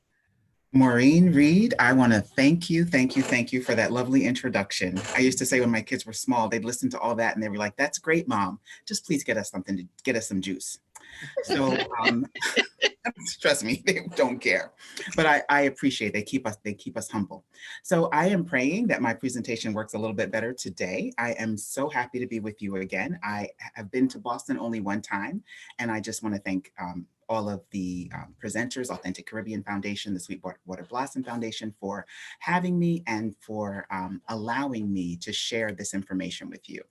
I mentioned last time that I am passionate about helping communities of color just thrive. You know, I think one of the things I appreciate about my Jamaican roots and upbringing is they're a culture of people who recognize the value of health and how much we have to be just grateful for, and how much, you know, we just have as we come here. So we come with a modicum of health, and the culture recognizes that there's lots of value in the earth, in taking care of the vessel that, you know, God has given us, and in just making sure that we value health. So this whole COVID pandemic has sort of let the rest of the world see just how important it is to be healthy. So basically, I want to share that, you know, this COVID-19 virus is a virus that is in our community. So, you know, I hear people on the streets and it's like, "Oh, I can't wait till this is over," as if it's just going to disappear and never appear again. So let's see. I'm gonna work on this. Let's see. Okay, so it's gonna work today. Beautiful. I like to start all my talks with a story. And I think when I think of COVID-19 and everything that's kind of going on in the community, I think of a woman of faith. And one day there was just news events that a flood was coming. And, you know, she was a woman of faith. So she said, God is going to save me. I am not worried because God's going to save me. Certainly the flood, you know, the town that she was in was evacuated and the floodwaters came, and she, you know, went in her house and they said, come with us. We have to leave the building now. We have to leave the town now. The flood is coming. And she's like, I am not worried because God is going to save me. So eventually the waters just kept rising, kept rising, kept rising. She had ended up on the second floor of her home, and they sent a boat and they were like, get on the boat. The waters are coming. You must evacuate. It's really important. She said, you all panic too much. God is going to save me. Certainly the waters rose up and she had to get on the roof of her house. On top of the roof, a helicopter came by. They dropped the ladder and she said, I'm not going because God is going to save me. She was that confident. Certainly, the waters came over her house. She drowned. When she got to heaven, she wanted to see God because she was so upset that she had so much faith. And when she had that faith, she still drowned. So when she got before God, she said, what happened? I believed in you. I trusted you. He said, I sent the warnings on the TV. I sent the boat. I sent the plane, and you still didn't get on board. Sometimes we look at this pandemic and we are praying that we will have what we need to survive this pandemic. It's important for us to decrease our panic and to look at the situation and calmly take our rescues, meaning that I've heard some excellent things. This has been a wonderful, wonderful presentation, and I'm so happy that the presenters have put it together in this way. You know, the earlier days, they talked about the importance of exercise, the importance of nutrition, the importance of, I heard health, just general health, herbs, understanding, you know, and the importance of not panicking. So I'll talk a little bit more about that later on in my presentation. But if you're a lifeguard and you're trying to save a victim who's drowning, you cannot panic along with them. And a lot of times you can't move in and get too close to them because that person that's in a panic will drown you. So when you're trained in life-saving, whether you be an EMT, a nurse, a lifeguard, you're trained to be very methodical about your rescue skills so that you don't die with the victim. So I just want everyone to think and to be very mindful of how can we stay safe in this pandemic. So I'm going to cover many things. This is just a quote that says, in every crisis, doubt or confusion, oops, I'm sorry, I gotta move, okay. Doubt or confusion, take the higher path, the path of compassion, courage, understanding, and love. And if we've learned nothing, you know, I think that we have come from a place where people can be very selfish, right? We just think about me and mine. So I'm just worried about me and my family and no more. In this pandemic, we have learned that how I treat people is important to my results. So I cannot just be a person who's lacks compassion, lacks courage, lacks understanding, or lacks love for other people. So the objectives, what are we going to talk about today? So we're going to talk about the state of COVID just globally, because we got to understand that this is going on all across the world. We're going to talk about our concerns about our safety and living in the community with this virus. And we're going to talk about the importance of physical and mental health. I like to frame this around just an ABC. It's really simple, that whenever a new virus comes into the community, the people that survive are those that are adaptable, brilliant, and remain conscious. So I just ask you to think about the framework of this. So surviving and living through COVID-19 is going to just be as easy as ABC. It's named the COVID coronavirus for just exactly that. The CO is for the coronavirus, the VI is for virus, and the D is for disease. It's 19 because it was discovered in 2019. I heard somebody on the news saying, oh, well, this is not the only COVID virus you see. This is number 19. No, there are other coronaviruses, 7 or 8 other coronaviruses, but this is called COVID-19 because of the year it was discovered. The main problem with COVID-19 is that it causes a severe acute respiratory syndrome.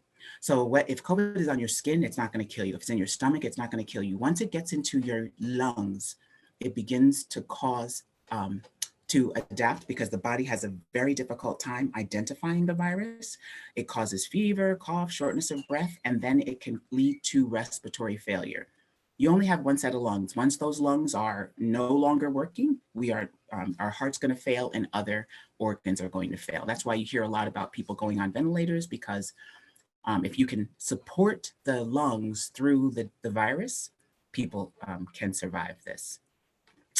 So we talked about the severe acute respiratory syndrome, right? It is a relatively new strain, and it was discovered in Wuhan, China. And they believe that it was an animal to human transition, all right? How it spread, we talked that it is infectious from one organism to another.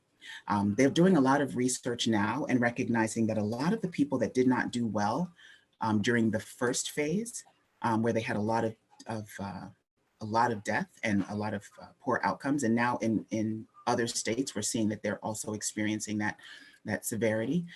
They found that a lot of people had poor vitamin D levels. There's still more research to be done on that, but bats live in caves that are very dark and do not have sunlight. So they're a host with a very low vitamin D level. And they found that this, sort of transmission, if you were deficient in any way, whether it be you have some kind of comorbidity, those people did exponentially worse than people who were healthy.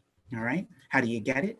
Touching contaminated objects, putting the droplets on your hands, and then you never realize how often you touch your eyes, your mouth, your nose. So once it's ingested and inhaled, gets into the system.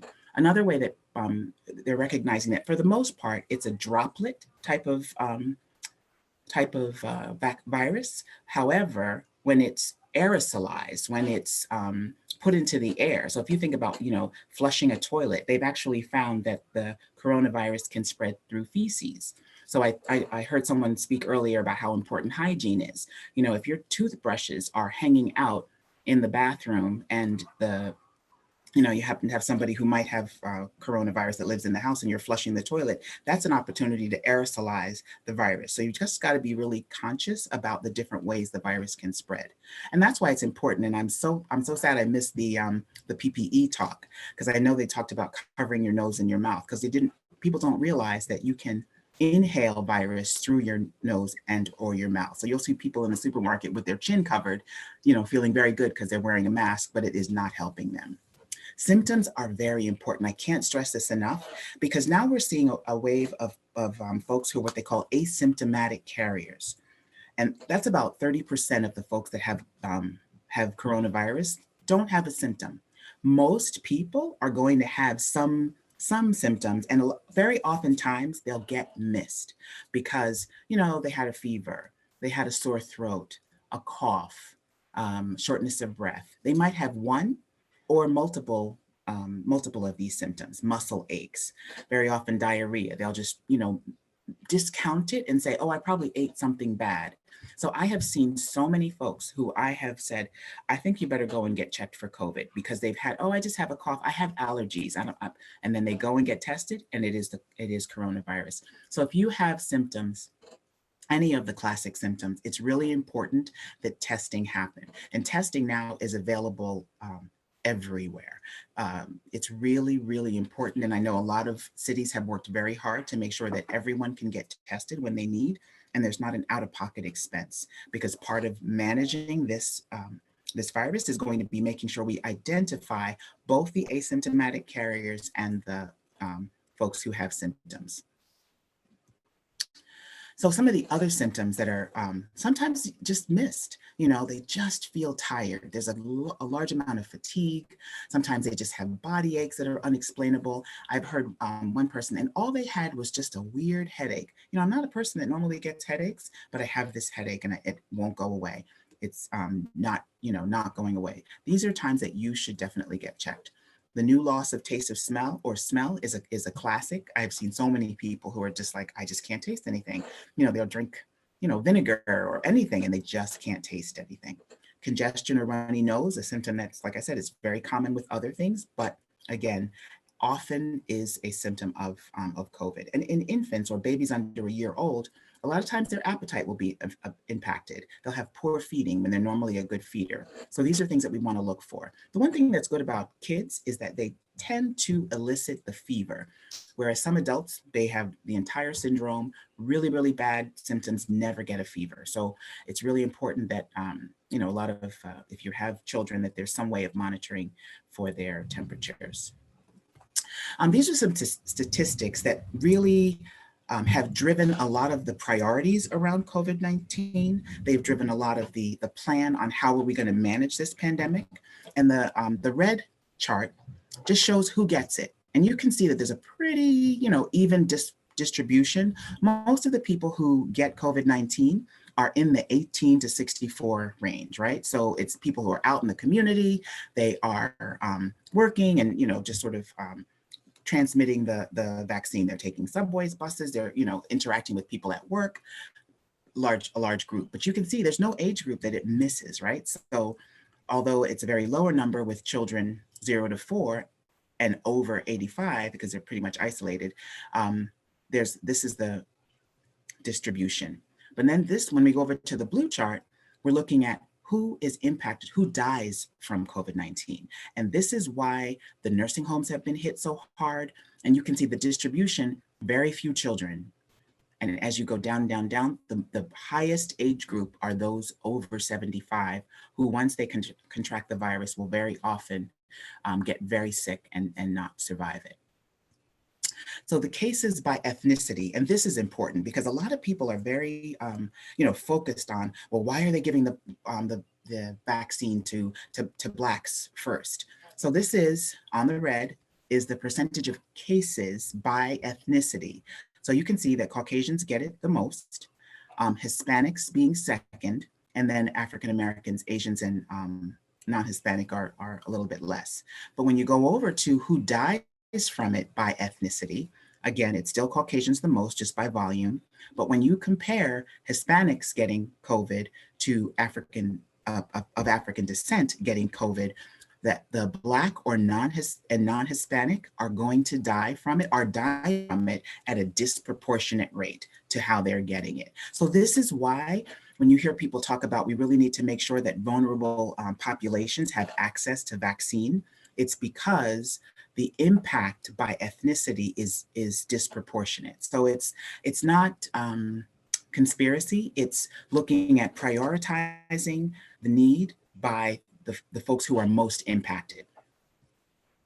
When you look at cases by sex, females, because we're nurturers, right? We're kind of always out in the community, we'll get COVID more often than males. But when you look at who's going to die from it, and I always tell my husband this because y'all don't listen to me, right? Men don't tend to pay attention to symptoms, and they don't tend to seek healthcare when they have potentially negative symptoms. So men are more often will expire and die from COVID. So I looked at Boston, Massachusetts. Oops, not okay. Let me go back. Let me go back. So I follow a site called. I'm sorry, it's called the Worldometer, right?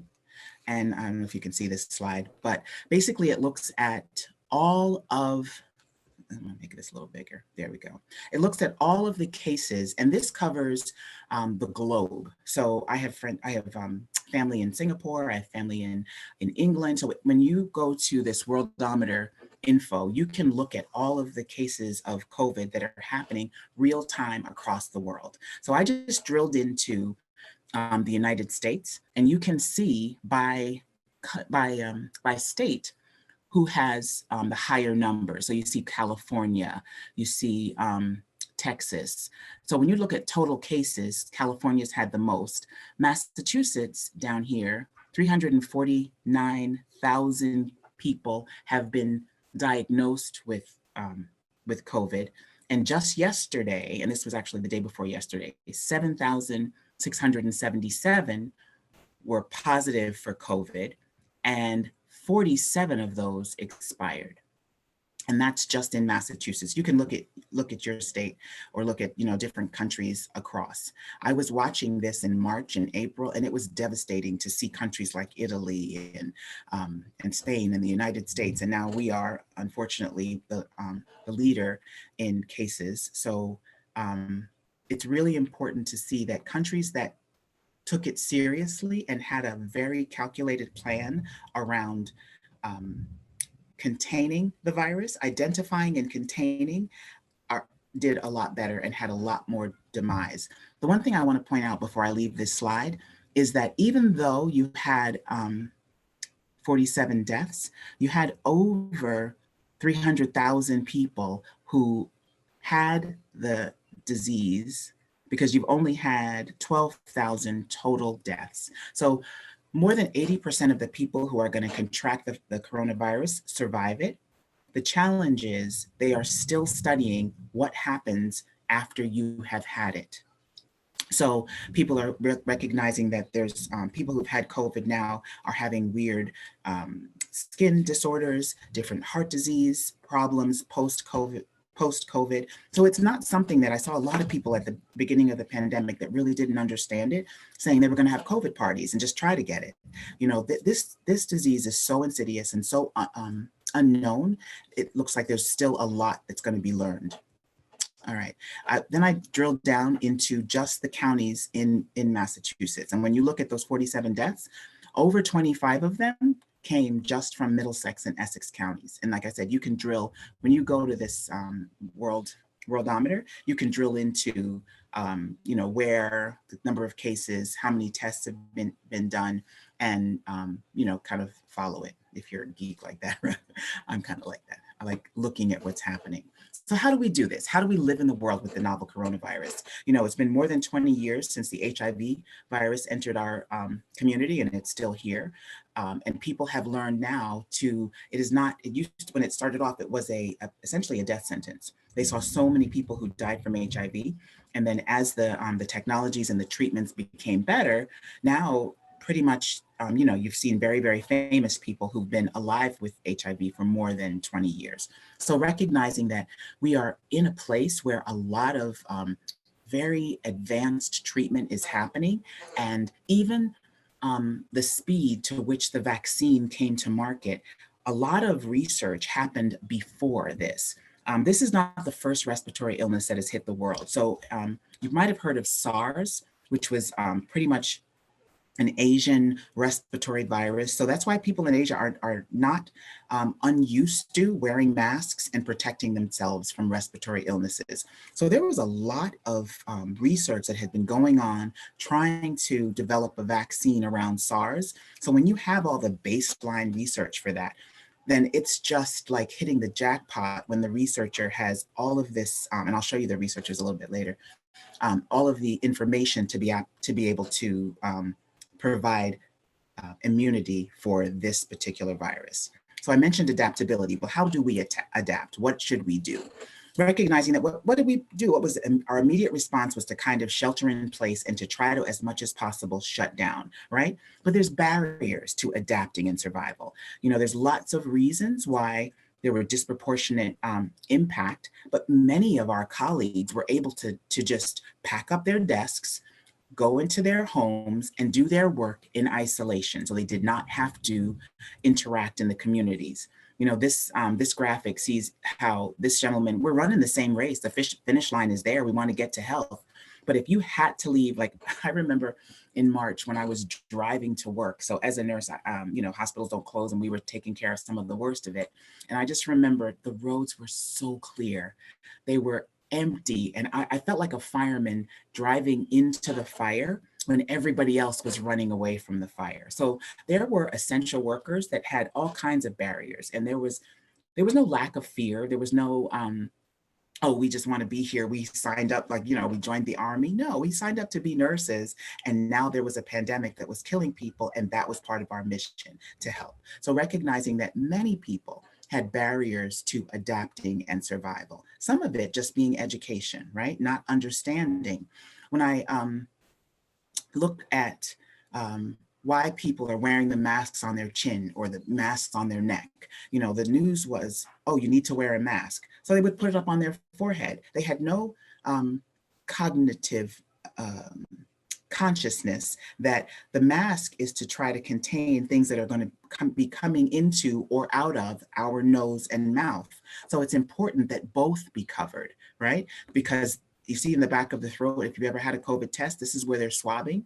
There's a few different ones. So some of them just swab the nasal passages, some swab the back of the throat, some actually let you spit because you can see the communication between the nose and the mouth, right? People don't understand that. And really, if you're a business person or you never had to deal with health at all, certainly that you would not necessarily know unless you've, you know, studied it, that there is this connection. So it's important when the mask is on that it cover the nose and the mouth. So, I just go over, you know, there's do's and don'ts to wearing masks. Sometimes you see people with just this one layer, and I think you guys talked about this, so I won't spend a lot of time. The one I will spend time on is that very often you'll see people with this mask with this vent here. The importance of wearing the mask is source control. I wear a mask because I feel perfectly healthy, but if I am an asymptomatic carrier, I could still contaminate someone. If I'm wearing a mask with a vent, I'm not containing the source. I'm able to exhale my COVID to the supermarkets, to the bus, to wherever I am. So this mask is not a form of source control. I tend not to get into an elevator with someone with this type of mask on. So I'm not going to spend a lot of time here because I know you've done PPE, but it's important that you have something that protects you. All right. My system is doing it again. Okay, nope, keep going. All right, we talked about animal to human transmission, and this can happen. You know, we think that now it's only human to human transmission in our community, but they have found dogs that have the COVID virus. They have found lions in the zoo. So I remember when I was counseling folks when they would call up and they had COVID and I'm giving them directions on how to stay safe in their home. I said, if you have a dog, he really needs to pick a side because you can consider isolating yourself and the dog can be taking the coronavirus back and forth to the other family members. And people were like devastated to know that, but it does have animal to human transmission and we need to be conscious of that, right? All right, so what else do we need to do when we're cohabitating? You know, I taught this and I thought, oh, this is very easy. You just got to make sure that you limit your contact. And, you know, and I would be giving this advice over the phone until a few weeks ago, I had to isolate my husband because he had some symptoms. And so while we were waiting to get the COVID test, I needed to isolate him and make sure that my surfaces were clean and that we didn't cross-contaminate because I have an 80-year-old mom that lives with us. So that is so much harder than than you would think, right? You know, the phone would ring and I would bring him the cell phone. Oh, I forgot to go upstairs with my mask. So being conscious, if you have someone who has COVID in your home, consciousness, cleanliness, sanitation is really important. Limiting contact, very important. Making sure that they stay in that room, that the room gets closed. You know, if they have an inhaler or an aerosol treatment, that you're not opening the door while that treatment is going on because you're essentially sending the COVID virus throughout the atmosphere. Making sure that you eat in separate areas because you can't eat with a mask on, right? So avoiding sharing personal items. You know, the hardest thing is if, you know, many people of color don't have 5 bathrooms so that he can or she can just use the one bathroom and everybody else use others. Making sure that after bathroom use, the bathrooms are sanitized. You know, I saw a lot of wearing masks and gloves. However, you'd see a person with a mask on, they'd be digging underneath their mask, giving themselves a breath. So you're essentially touching the inside of your mask, or you'd see them wearing the gloves. They use the gloves to touch their face, their mask, the inside, use the gloves to touch other surfaces, and you're essentially, super contaminating. And they actually found in China that people were getting more contaminated because they didn't recognize that the mask is working, but you've got to treat the mask like it is contaminated, meaning that you don't take off your mask and put it on your kitchen counter. You act like this is feces on the outside of the mask. How am I going to treat that? Very often people will find a way to hang it. And some people during mask conservation were actually, you'd have a Monday mask, a Tuesday mask, because by the time you got back to the Monday mask, the COVID had dissipated. Remembering that it's a very weak virus and just soap and water can disintegrate this virus. So it doesn't require, heavy duty chemicals to clean your surfaces. Soap and water can do very well. Cleaning your hands often is very important, and that sounds easier than it is. We'll talk about hand washing a little bit later. Making sure that we, and I think you covered sanitation, so I won't spend a lot of time. Using lined trash cans. This is important because we forget that when you've contaminated a container, you certainly want to take the germs out and throw them out. Sanitize your container. That's all going to be important. And then tracking our own health. Very often times when folks were taking care of someone else that had COVID, they didn't recognize that they were having symptoms themselves. So these are some things that to be conscious of in cohabitation. I want to give the opportunity if anybody has questions, because I learned the hard way that it's very hard to, challenging to cohabitate with someone who has COVID and protect yourself at the same time. But I'm happy to take any questions here now.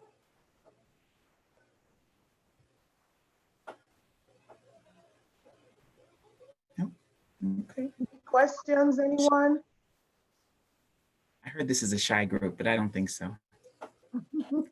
So, that's home. So most of us have to go out to work unless you're independently wealthy, which is lovely. Please adopt me. I have a business venture I'd like you to invest in if you are. But at work, I think a lot of people didn't realize how they cross-contaminated themselves at work because they didn't have a good, healthy respect for the virus. So most workplaces should have some sort of guidelines for the employees around workplace transmission-based precautions. What do I mean by that? So if you had a break room where, 15 people used to go in and sit, there should be a clear direction given the COVID-19 guidelines with social distancing. How many people can be in that room now? Who's sanitizing the workplaces? And I'm going to tell you, this is not somebody else's job. I work with a bunch of nurses who can be very, prima donna-ish. And it's like, oh, housekeeping needs to come and clean. And I'm like, your life depends on it. If you're not sure if a surface is clean, please wipe it down. Please wash your hands. Please use, universal masking. I see people go into the break room and they pull the mask off as if the break room doesn't have coronavirus. These are just consciousness that we need to make sure.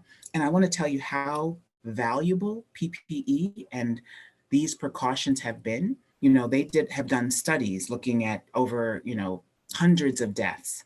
And I've looked at nurses that are working with definitely highly infectious COVID-19 patients that work in the ICU.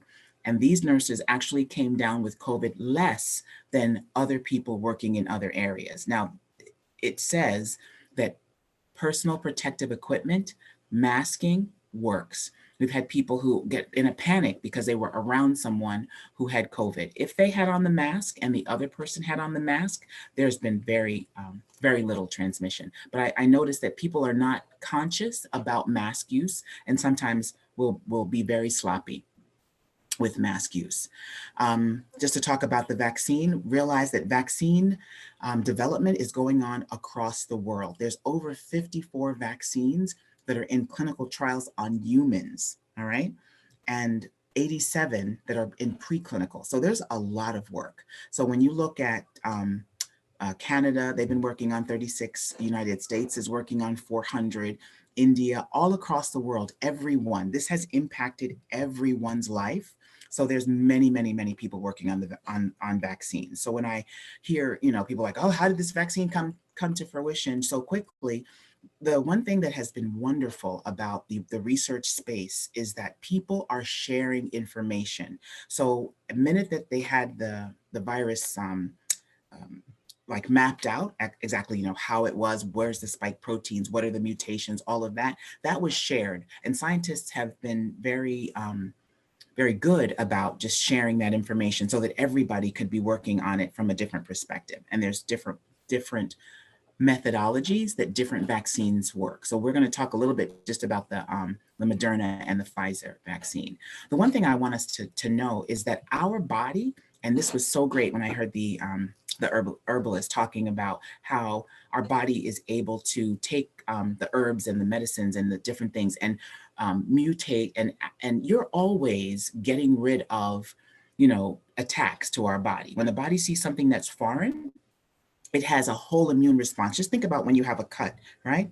And all of a sudden, within days, it scabs up and pushes out anything that's harmful to the body outside of it. So a lot of the research that's going on is trying to use our body's own immune response to identify the spike proteins on the COVID virus and recognize it quickly. One of the things they found is that the COVID has a lipid layer around it. And that almost made it invisible to our body's immune system. And because of that, it was able to multiply and develop and just, replicate without the body eliciting an immune response. When we sneeze, cough, all of that is getting rid of, foreign material. And we do it quite well. Not so well with cancers, but again, they're looking at different ways that to basically nudge our body's immune system to handle assaults.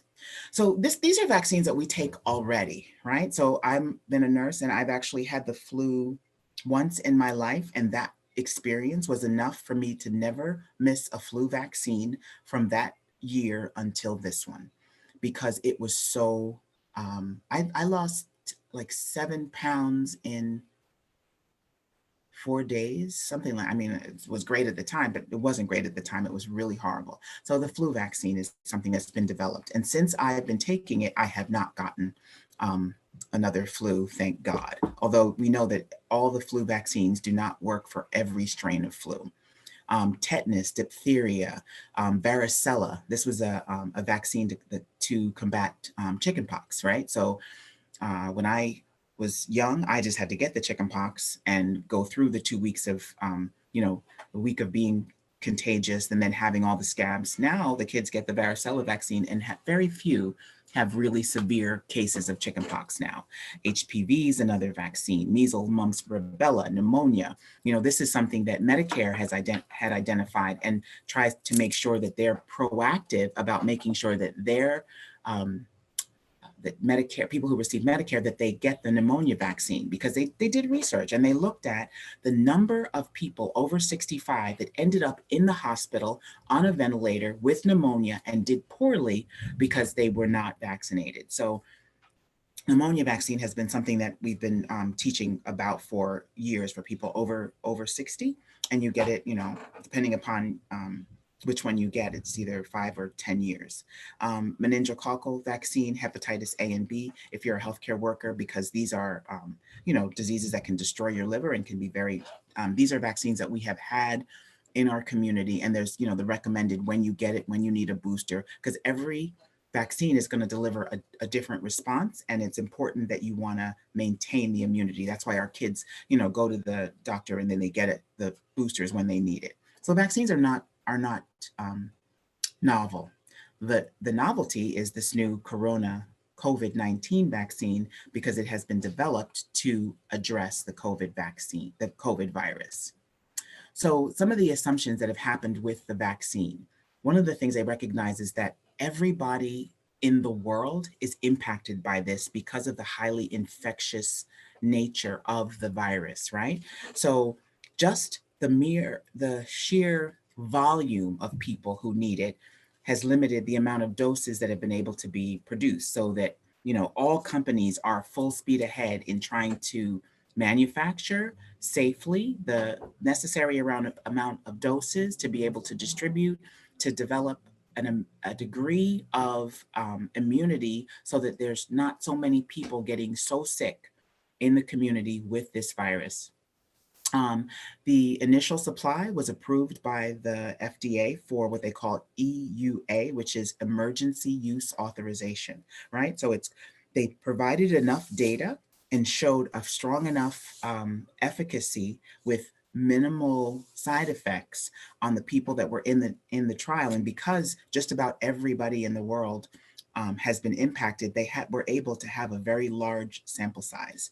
So Pfizer and Moderna, Pfizer was first to market, showed the evidence that if the people that were vaccinated with the vaccine came down with COVID less, 95% effective than people who weren't. So they actually had what they call a double blind control group. So they had a group who were getting the vaccine, and they did like the highest form of research, which is mean they're not even telling the people who are giving the vaccine whether you're giving the real vaccine or whether you're giving placebo. And when they studied the groups, the vaccinated group ended up with COVID less than the non-vaccinated group. So people, so the evidence was there.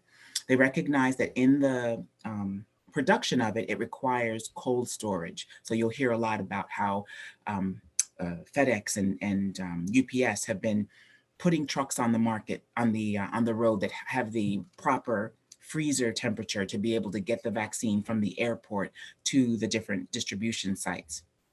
And then they recognize that when they did the study, 2 doses were required. So for one vaccine, it requires 28 days. So when actually you register for your vaccine, they're going to tell you the day you need to come and get the second one. So you should leave there knowing whether it's 21 days or 28 days for you to be able to get the follow-up dose. So there's a whole vaccine plan. And if you go to, I think it's Mass 211, you can read a lot more about how your state is managing the distribution of the vaccine to the needy. So this is kind of the priority level. Because of the limited amount of doses, it was really important to make sure that they come up with a plan on who was going to get it first. So it's not just, oh, I'm rich, so I'm going to get it first, or I know the doctors.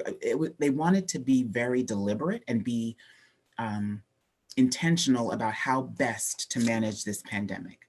So they started with the red category, which were healthcare providers and healthcare personnel, because when the virus spreads and the people get so sick, people have to access healthcare hospitals.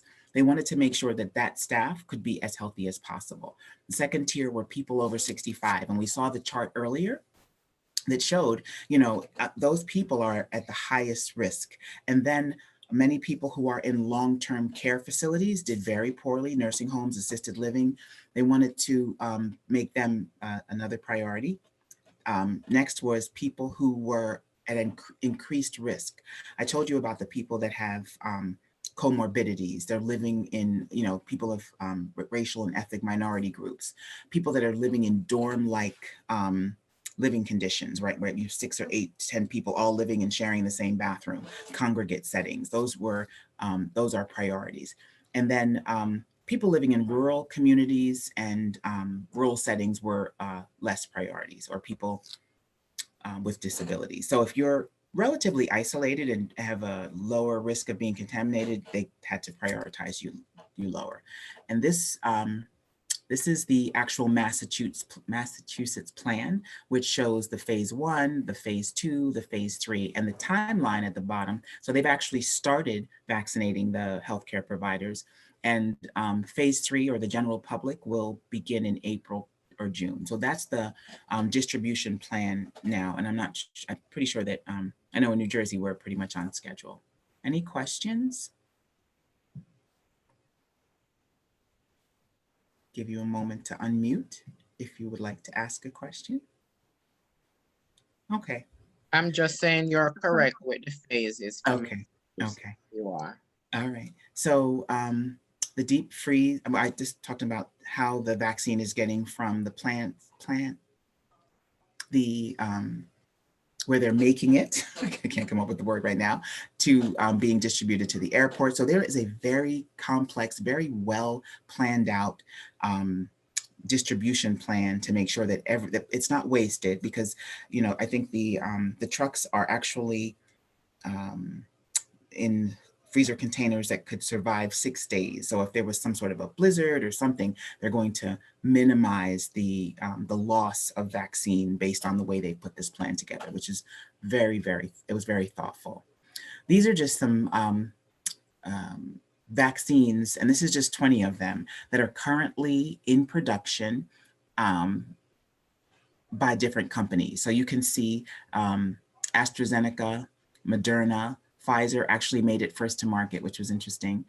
J&J, Novavax. So there's many, many, many companies that are working on different ways to deliver a vaccine that's effective against COVID-19. And they have different mechanisms of action. Some of them are mRNA based. Some of them are using an attenuated or like a dead virus to, you know, put it into the body, which can't harm you, so the body can elicit an immune response. So there's different ways or technologies that are in use, and you can see these are just more companies that are working on it, and they're, you know, sharing where they are and the expense. So they've, you know, the expense of the ongoing, because they haven't figured out yet exactly how long the immunity lasts from the vaccine, but then there's going to need to be, you know, repeat if it doesn't, and we've already demonstrated that you can get COVID.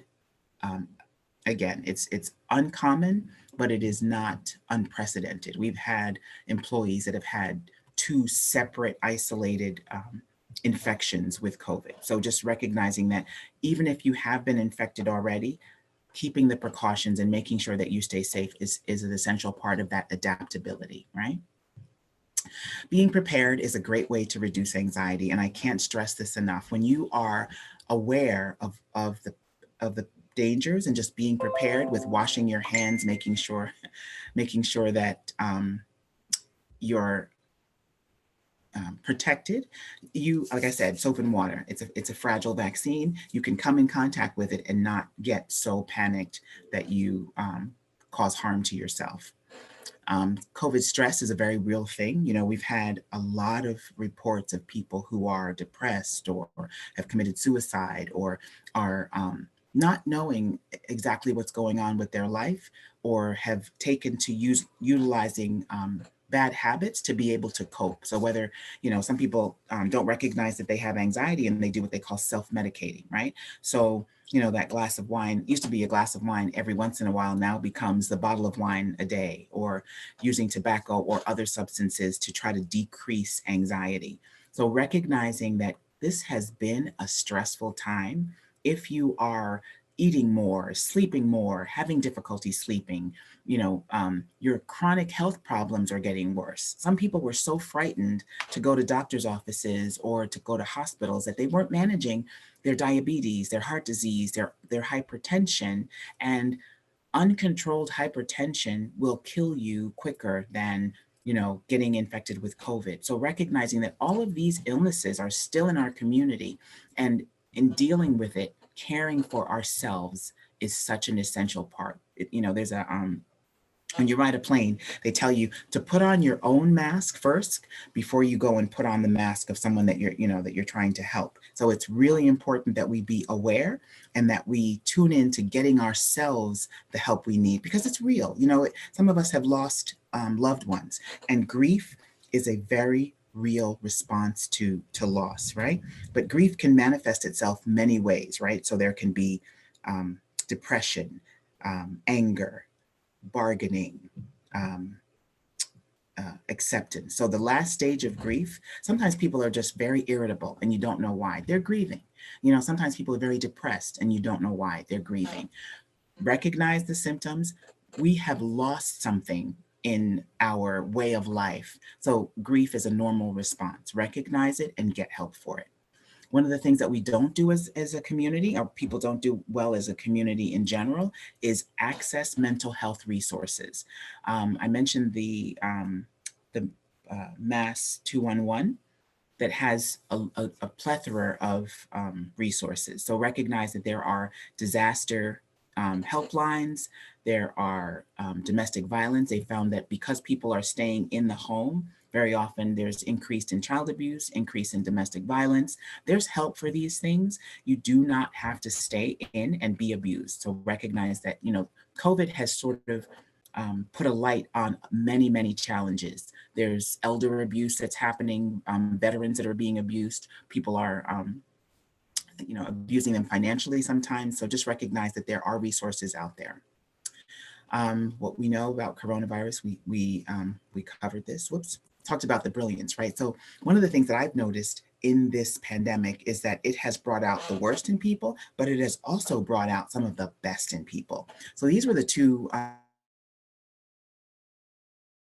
scientists that were behind the Pfizer vaccine. And it was funny because this gentleman, the husband, Ugar Sahin, I'm probably butchering his name, but he was presenting at a conference in 2018, in December of 2019. And he was just talking, you know, scientists are kind of geeks about how, you know, his research is, you know, all in preparation for being able to produce a vaccine for an RNA-based strain. He had no idea that his work was going to be the foundation of the vaccine that was going to help, you know, help decrease this in our population. And that was his wife, that is also a scientist that worked with him on the project. So you know that. What do you do if you get COVID? First thing is that you don't panic. You know, I think we talked about the lifeguard and how important it is for you to breathe and recognize if most people survive this, you have the mindset that I can survive this. And that is so important. I can't tell you how many people I spoke to and they were panicked. I'm going to die.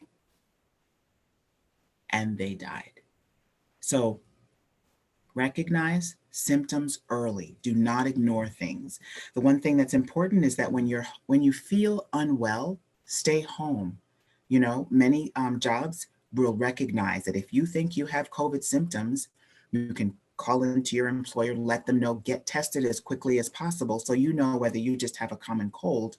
But it's important if you're having symptoms, shortness of breath, difficulty breathing, that you get to medical care. I can't tell you how many people I hear, oh, I don't want to go to hospitals, you're going to die. If you need a hospital, get medical care as soon as you need it. We talked about separating, using you know, different rooms for sick members of the family, making sure that we wash hands with soap and water for at least 20 seconds. I can't tell you how important this is or how many people do it poorly. You know, they've done did studies. Now, I think one thing about COVID is it has improved people's hand washing, right? So they did studies prior to COVID on how many healthcare workers actually comply with proper hand hygiene. And it was a very low percentage. So if healthcare workers, people who know, are scientists and understand germ theory, do not hand wash appropriately, how much more the general public, which is why we see these outbreaks at weddings, at, you know, large gatherings, because people are not, first of all, you know, if you're at a football game or something, you're not in proximity of soap and water, and you are, you know, exchanging space and air with people, so you can't necessarily or don't take all the precautions that we need to. So all the teaching that you keep hearing is so important. And of course, if the hands are visibly dirty, that we actually wash them with soap and water and not just use the alcohol-based hand sanitizers, which are effective. We talked about face masks, we talked about cleaning the bathrooms. This is just more details on how we can protect our household if there's an outbreak, and recognizing that children's schools, and you see this all across the country, once they're managing it, trying to keep the transmission low. Why is hand washing so poor? So sometimes we just don't have access to dispensers. This is was looking at, you know, why do people not wash their hands properly, right? So that nobody really looks at how people wash hands, right? You ever be in a restroom and somebody just uses the restroom, you know, and then out the door, no water, no soap, no nothing. they found in hospitals, if you don't hold people accountable for hand washing, they don't do it well. So we actually had observers that would just go around and look at people and how they're washing hands. It's amazing how people become more compliant when someone is watching them. Safety culture, until we take this seriously as a culture and recognize that we need to have places for hand hygiene in, multiple different areas, then it's not going to be important. It's almost like it doesn't matter. We don't have enough education. We talk about educating people about washing hands, but it's important. When you do a test on somebody who's just washed their hands, you'd be surprised how many surfaces are still contaminated. Important to do it properly. Wearing gloves interferes. I can't tell you how many people I see that wear gloves and they feel good about it. They're in their supermarket and they're, like I said, touching surfaces, but they have their gloves on. They found that people that wear gloves inappropriately actually increase their chances of having, because if the virus, because gloves are porous. So if the virus gets in, now you've got it, incubating on your nice, warm, gloved hands, and then you go touch your eyes, you go touch your face, and you've actually given yourself a super dose. So recognizing that wearing gloves is not a panacea. Quarantining, this is something that they found that people don't take it seriously. So they have the symptoms, go get the test, and then because they don't feel so bad, they want to kind of go about their lives. So they've had people who try to hide the symptoms and get on a plane, take Tylenol so that they don't show up with a fever, get on a plane, and they're sick and they're spreading the virus. So recognizing that quarantining and trying to isolate is very, very important. And so different states have different approaches around what you need to do. And I think most states, if you're going to come in, they require that you're going to either quarantine for 14 days or show them a negative COVID test. I know when you're traveling, don't even book the ticket until you find out what their COVID restrictions are, because some of them require you to come into the country with a negative, and it has to be a certain one. Like they're not going to take the home kit because you could just swab the couch. They want a certified PCR test to show that you are not, at the time that you left, within a certain number of days, because if it's too long, they won't accept it. And if it's too short, they can't do it that day and then say, oh, I don't have COVID. So recognize that countries require and have different requirements based on risk. And then of course, every place indoors requires masking. So I just believe that the greatest gift you can give your family and the world is a healthy you. I think we recognize that as a country, we are better healthy. So this vaccine has, taught us that we need to do all of these things in order to be healthy. Sanitation, very important. Like I said, you can kill a fly with an Uzi, but a fly swatter works. So just good, clean, making sure that we're conscious about surfaces, tables, countertops, doorknobs, things that are high touch areas, that we're really focused on cleaning those areas. Consciousness is important. We talked about that, and focusing on the positive. One of the things you can't, when you're in the Caribbean, you can't help, they have a reputation of just, everything's good and that things are positive, because that makes a difference on your health. If you think you can, or you think you can't, very often you're right. So the way that we think is a very important important. We're opening up. These precautions still need to be taken. A lot of times people, they want to go to stadiums, they want to go, this picture was obviously taken before COVID, because if you have a stadium like this and you have all these people screaming and yelling, you can definitely have cross-contamination. Have a plan. If it happens in your house, make sure that you have enough soap and water, that you reinforce to your family members the importance of stopping the spread. And this is just some places that we don't even think about that, we touch. This is the subway. I live in New Jersey, so we don't pump our own gas. I'm not sure if you do in Massachusetts, but I sit in the car. I moved to California and I was sitting in my car, and I'm sitting there and I'm like, why is this attendant taking so long? It's because I had to get out and pump my own gas in California.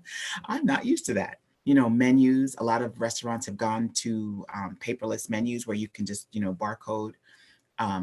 Elevator buttons, we're always signing for, credit cards, touching things. This is all fine, and don't panic about these things. Hand hygiene after these things. How's my time? How am I doing on time? Going okay. Outbreaks in schools. Your school should have a plan as to, as to what they're doing to manage the outbreak. And a lot of it is teaching kids. And I've seen kids be very, very, very resilient when it comes to that. What can we do? Certainly recognizing it's a respiratory illness. If you smoke, this is a great time to try to figure out how to quit. And there are effective methods that can help us not damage our lungs, because damaged lungs do worse than lungs that are healthy. You guys already, talked about how important nutrition is, how important exercise is, how important it is to maintain a healthy weight. Yo-yoing is not good, but just to be as healthy as we can. Moderation on the alcohol, making sure that we get adequate sleep. Many people don't realize how all of these things help to support our immune system, and you should get a certain amount of sleep. Avoiding the infection, I just take caution with people who are like, oh, I just want to get it and get it over with. Okay, how's that working for you? And trying to minimize stress, we talked about that. I think it's important that we recognize that this has been an equalizer for the world. COVID doesn't matter if you're a Democrat or a Republican, didn't matter if you were rich or poor. This virus certainly did impact many, many, many people. What you can do now, and we talked about that, help other people. Sometimes not being a Karen, but recognizing that we can sometimes help someone if their mask has dropped down below their nose and say, oh, please protect yourself. And from a place of real wanting to help, not a place of, I want to punish you or you're, discipline. It's from a place of, what, we're all living on this planet together. Let's protect each other. We talked about intentional hygiene, meditating and finding your purpose. A lot of people are in a panic because they don't want to die, but they don't know why they're here. It's very important that you get grounded around why you're here. All right. I'm going to just kind of move. Other things that we can do. Clinical trials have gotten us as far as we are with even being able to bring a vaccine to the market. I participated in a cancer clinical trial. I participated in a COVID clinical trial.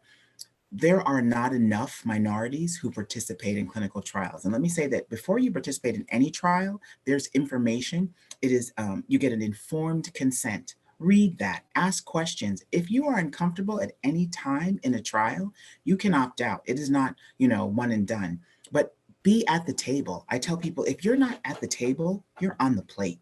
So we need to definitely be a part of the solution in participating and understanding medicine, understanding how medicines or things work with our bodies. Don't be a statistic, get as healthy as you can. This is something that we can be proactive about.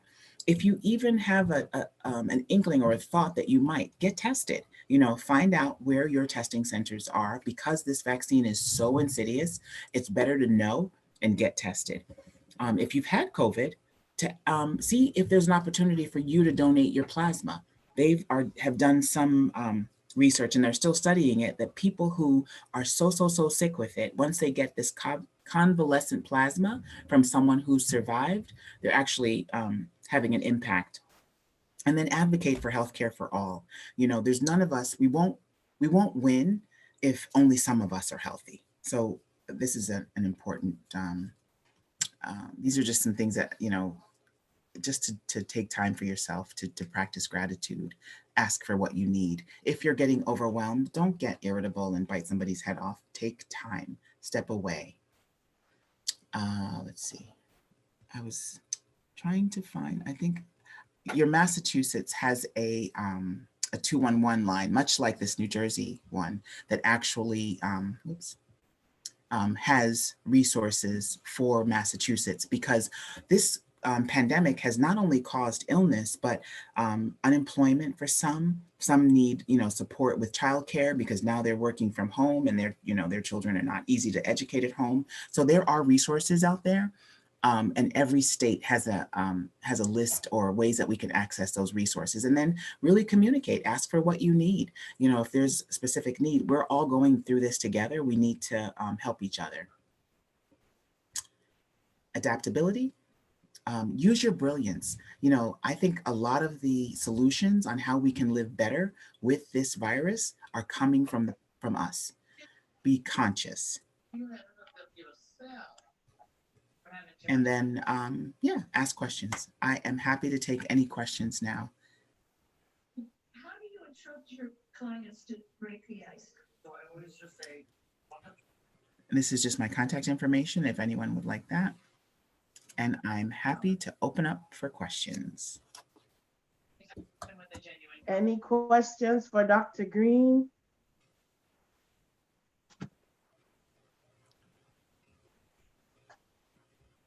This is Venice. One of the things that they recognized that once all the human beings went inside and were inside for many months, the canals actually cleaned up and the water got clear. And it's just, this was a purge that seemed to really benefit many parts of the earth. So it's interesting to see what the benefits are from decreasing our carbon footprint and just taking it down for a little bit. I saw that, Dr. Greene, and it was awe-inspiring. Yeah. It really was. Yeah. It's like nothing happens by accident, you know? Yes, that's so true. Okay. All right, so at this time, we are very grateful for all of the presenters who came out for this awesome virtual seminar. Dr. Mitchell said that we are not doing any social distancing. We're doing physical distancing. And it was just a great feeling. Here it is that Antoinette and I are in Jamaica. Michelle is in Jamaica now as well. We had other presenters who are in Jamaica, and it's for the residents of Boston. And so this is just awesome. We're not social distancing, we're doing physical distancing, and we're keeping ourselves safe. We want to say a special thank you to all of the individuals who worked so tirelessly to ensure that this seminar came to you. We want to thank the Boston Public Health Commission for the grant to fund the program. We want to thank the awesome people over there at the Authentic Caribbean Foundation. We want to thank the persons at Sweet Water Blossom Foundation. So we want to say a big thank you to Andrew Sharp and Michelle. And we want to say thank you to Andrew Sharp and Michelle Tingling.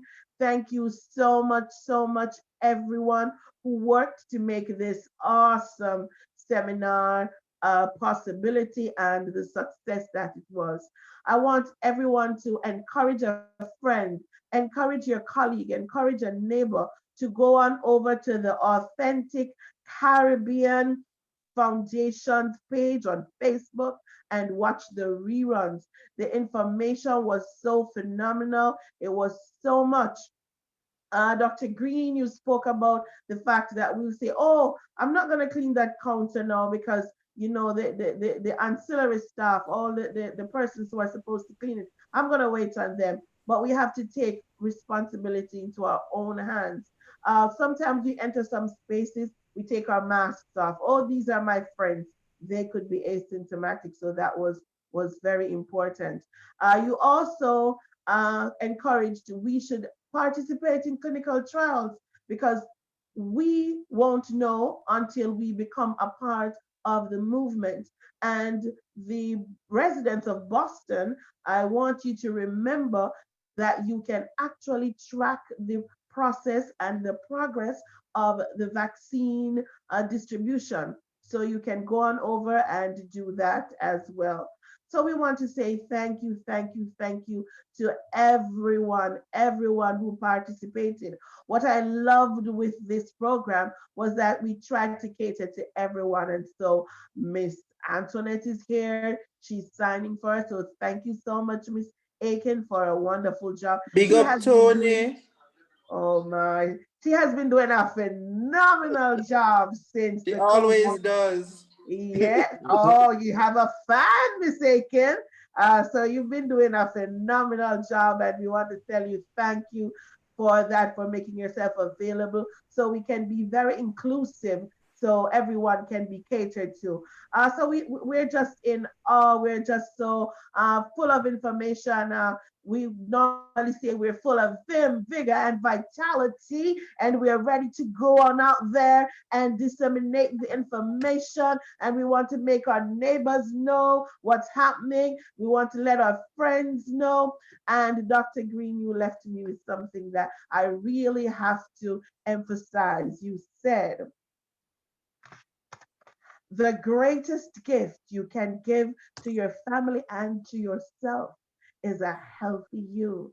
And a healthy you doesn't only mean preparing yourself to fight COVID 19, but to be healthy all along. And I think that when bad things happen, I always say to myself, dig through it and find out what's good within. And I think what's good about COVID is that it gave us the opportunity to dig within and to unearth new talents, to try new things.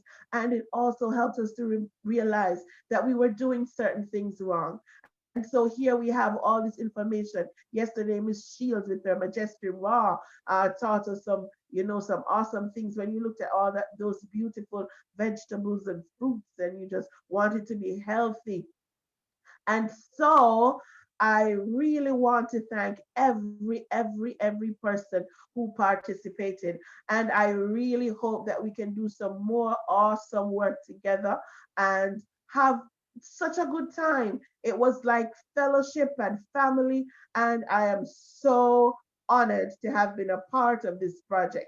At this time, I'm going to ask Miss Sweetwater Blossom, that's Miss Michelle Tingling, to address you.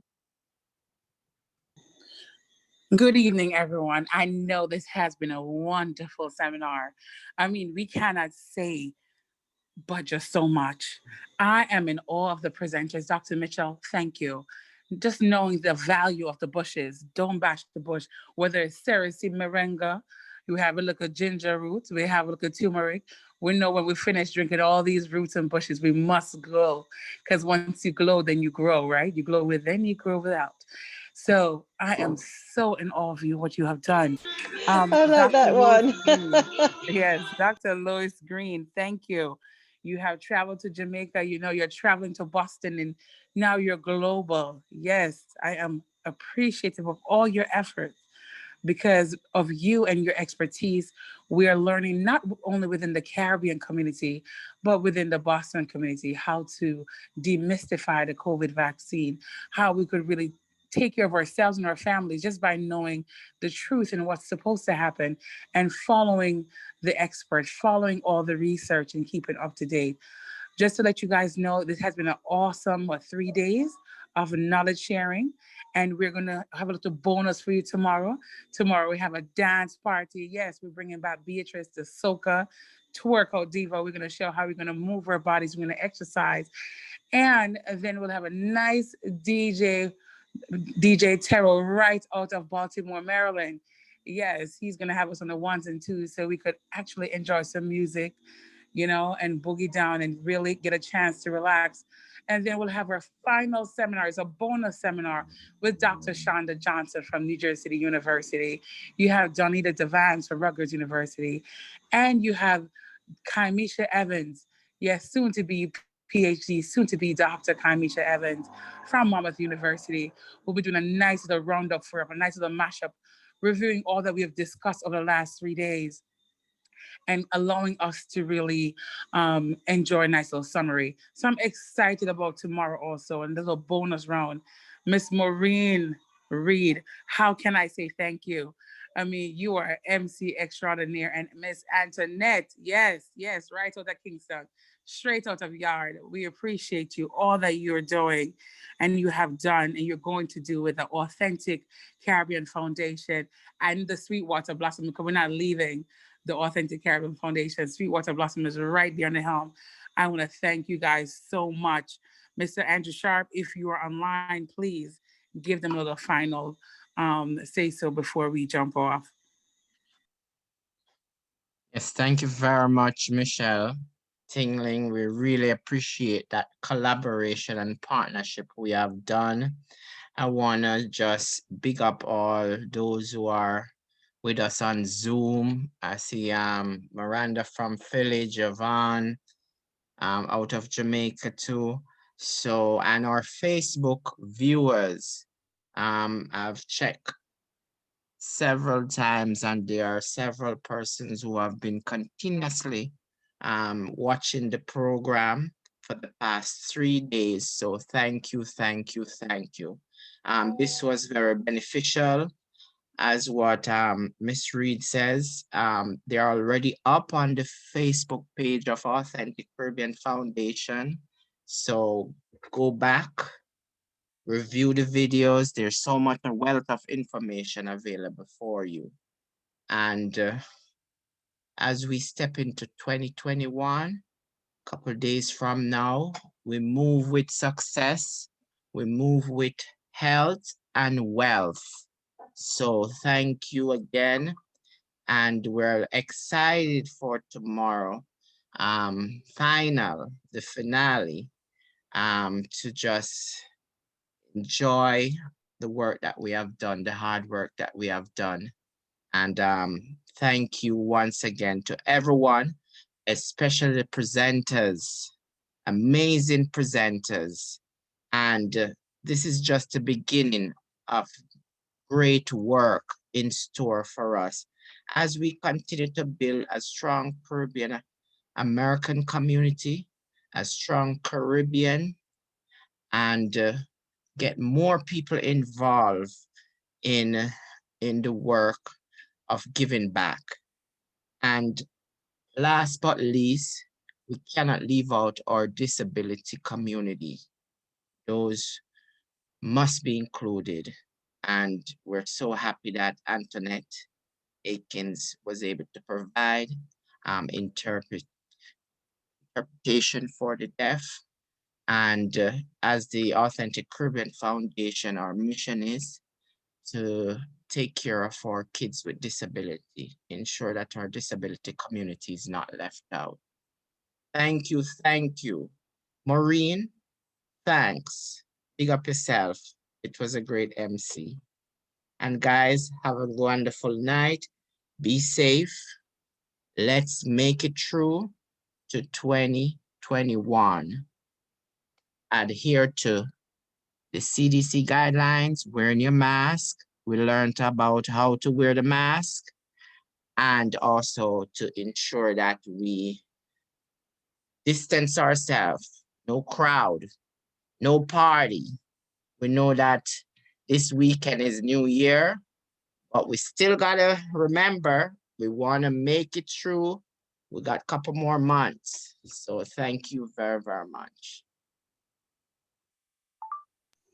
Thank you too for this opportunity. Yes, That's thank you really very nice. much. Appreciate it.